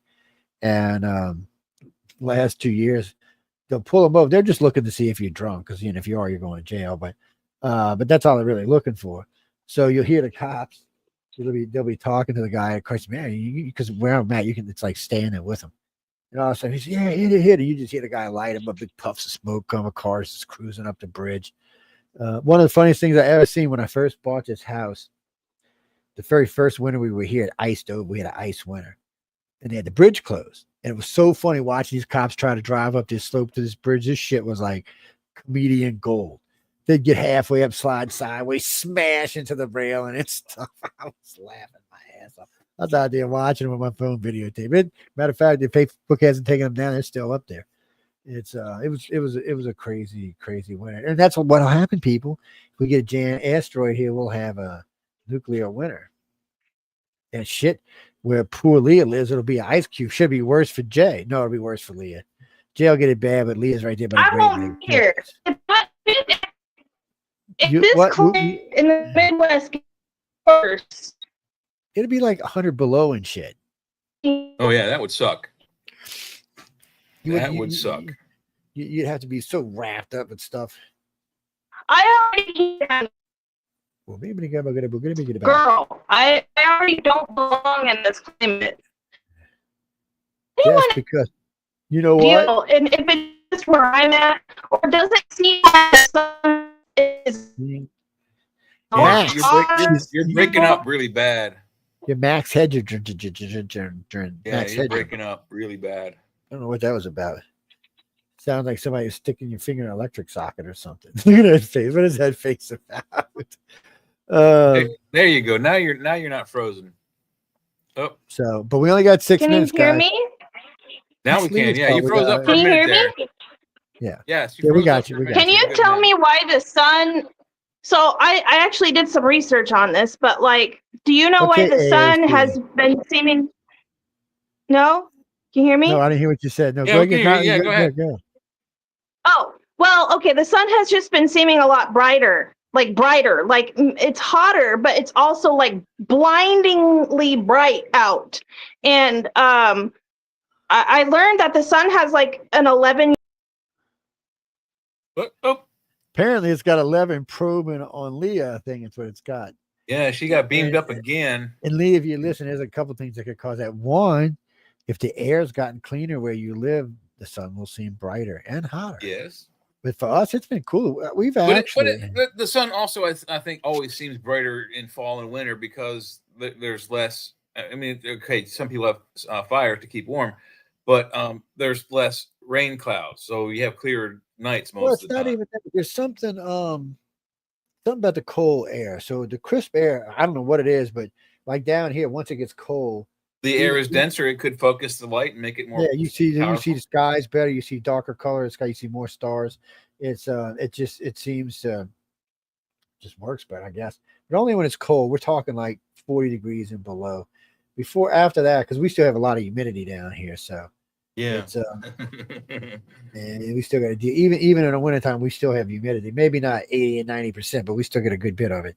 Yeah, no, I mean, I was in Savannah, Georgia for 13 years. You could walk around comfortably in the evening time in shorts and flip-flops through December. Now, come January, you would freeze your little patootie off, but up through like December, it was, unseasonably warm for someone who's used to being, snowed in on December. Harold, we'll do part 2 next week. We got a guest, but we'll probably move them and we'll do it. No, because there's still a bunch of stuff we got to say, and we've only got like 4 minutes because we'll get into Michelle's time after that. It's reluctant. No, me, I'd go to Mars tomorrow. At least, no. Right now, on Mars, you'll have to wear a full suit. Yes, Yeah, but yeah. if Jim Kirk showed up in the Enterprise and said, "Do you want to go to Mars?" I would definitely take him up on it. But so if and Elon's in on this too. So one of the things they say they want to do, crazy people want to cheat and drop some nukes on the ice caps. No, you're contaminating all that water. What is wrong with you? We need water on a damn planet. Yes. Let's not contaminate it. Experiment on some other planet's water if you want to do something like that. There are other ways to do this. So what they're talking about doing is they're gonna be like train sized, I guess, like with giant loaders on the front. They're going to scoop up dirt and they're going to drop it into this incinerator. And they're just going to drive along and do that. And they're going to have like a conveyor belt incinerator. And it's just going to go along and be incinerated and pump this heavy gas into the atmosphere. So what it'll do is first thing it'll thicken the atmosphere and lower the pressure. So we can probably stop having to wear suits and start wearing just oxygen gear. Yeah, you need to wear oxygen. Oh yeah, you have to wear oxygen until there's plankton on the planet or something equivalent to it. Which I know we're working on all that stuff. I know there's several plants right now. They say As long as they got water, they could grow in abundance and won't even need an oxygen plant. That the plants would be the oxygen plant. And I'm all for that, but after watching Expanse, you need a backup system, not just the plants. Because what happens if something happens and it kills all your plants? You need a backup oxygen system. You need several redundant systems probably like for they everything. Like they use on submarines. Yeah. Actually, Jimmy, to be totally honest with you, the only reason a submarine has to surface today is to feed the crew and to let them see some light so they don't go insane. Mm-hmm. They've actually got restrictions how long, even in wartime conditions, on how long they can stay underwater. 90 days is about max. Oh no, they'll go longer than that, but they can. But I know most missions they go 90 days. Months. And no, they'll push a crew. So what they like to do is if you're a nuclear sub, not powered sub, but nuclear launch sub, they'll run them subs sometimes crews 6 months at a time because they want to see what you can take. Now, once they get a complete veteran crew, they go back to whatever their routine is. Well, in a wartime situation, you don't know how long that sub's going to be underwater for before it gets a chance to come up and launch. With the advent of drones nowadays, if you can fill the sky with drones, it might make it harder for a sub to get a launch off. It's not exactly the easiest thing to launch an intercontinental ballistic missile. Yeah, because they have to come up to about within 65 feet of the surface in order to launch. Now, a Tomahawk tipped a nuclear missile, that's a whole different ball game. They can launch them bitches like they're nothing. We watched while Trump had dinner with Xi Jinping. That one submarine launched 99 missiles, just one after another, just decimated targets. So I didn't know this, and the Russians actually are the ones that posted this.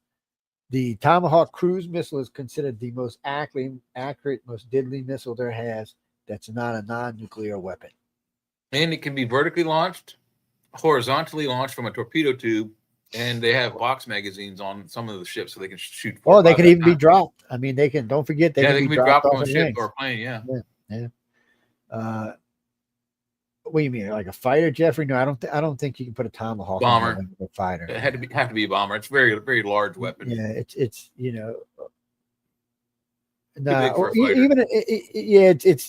you could probably strap one underneath under a A7 Corsair 2 or something. Just one. Maybe. Right underneath its where it's got that giant intake. Maybe. Yeah. Well, you'd have to drop it because you couldn't just let it take off and burn up the bottom of the jet as it went by. And all that flame would get sucked into the intake. Now, screw that. Doesn't sound like the way I want to go. Yeah, in that case, the jet would have to peel off and drop it so it would not come near its intake.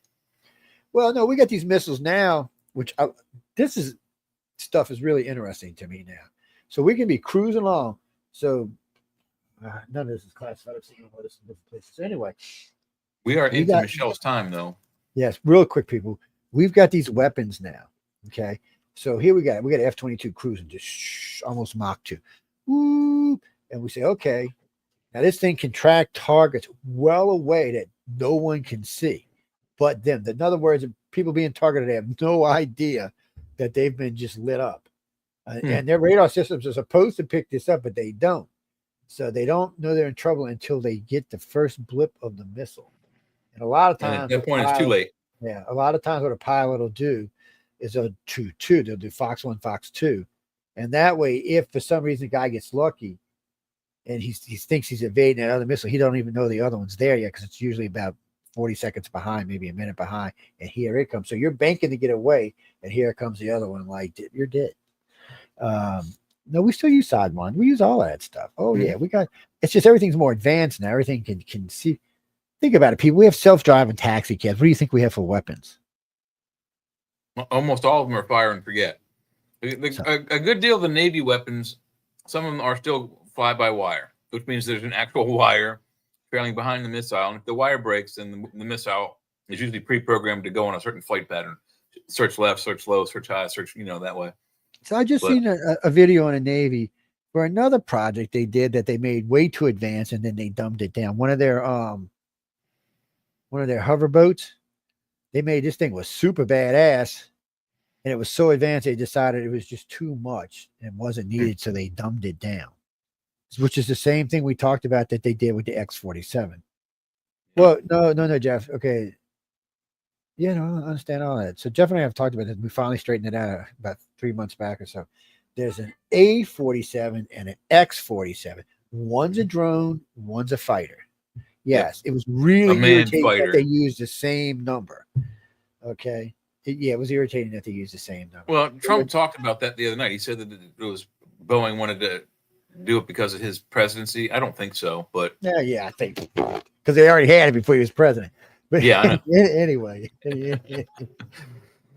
I guess any president was going to be 47. You could have said that too. That worked out pretty good for them. But no, there's a lot of weapons out there. Just, we'll do a show, not on this show, but we'll do a show. Maybe we'll do it on one of the chats. We'll do a weapons week.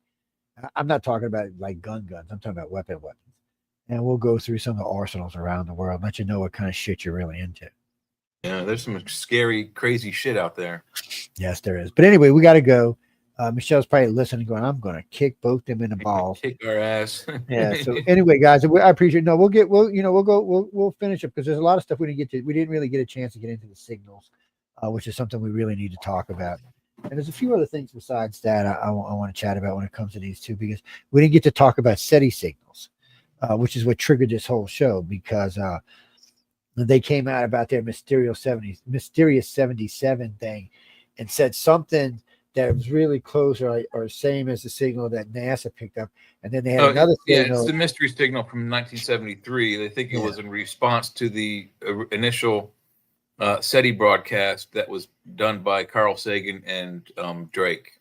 I don't know, but whatever it was. So the WOW signal, but I don't even understand that, because the WOW signal was quite a long time into the SETI program. It wasn't like it happened overnight or something. SETI started in the 60s, I believe. I still run SETI.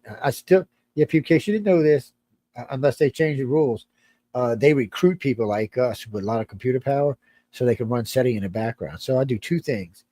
I had got my hands on some BTC mining, and since I'm running 36 core computers, I hooked them in a tandem so I can, hey, you can make a coin way faster with 36 cores than you can with one. And then when you're talking 14 of them, that's a lot of computing power. That's more power than the freaking Pentagon's got today. It's except in their supercomputer. Let's clarify. But anyway, we got to go. Y'all be good. We'll talk to y'all Friday night. Quite a lot of stuff to talk about. This stuff we actually, Gene, we're actually gonna have a station meeting on Stanton stuff. Yes. Yeah, I've been getting a lot of feedback from shows around the network. Well, we're very, how can I say this? We're a very familiar group. How's that? So anyway, enough about that tonight. I will talk to y'all in a couple of days. Y'all have some fun. Enjoy your day. The weather down here is beautiful, so go outside and enjoy it. I mean, I hear it's pretty beautiful around the country right now, so go out and enjoy it. I know it's the fall for a lot of y'all, and the air is just starting to get a little crisp out there, so get out and enjoy that too. And on that note, I want to thank everyone for tuning in to United Public Radio, UFO Paranormal Radio, 107.7, 105.3, and UFO Undercover. Jay and I say good night. See you later.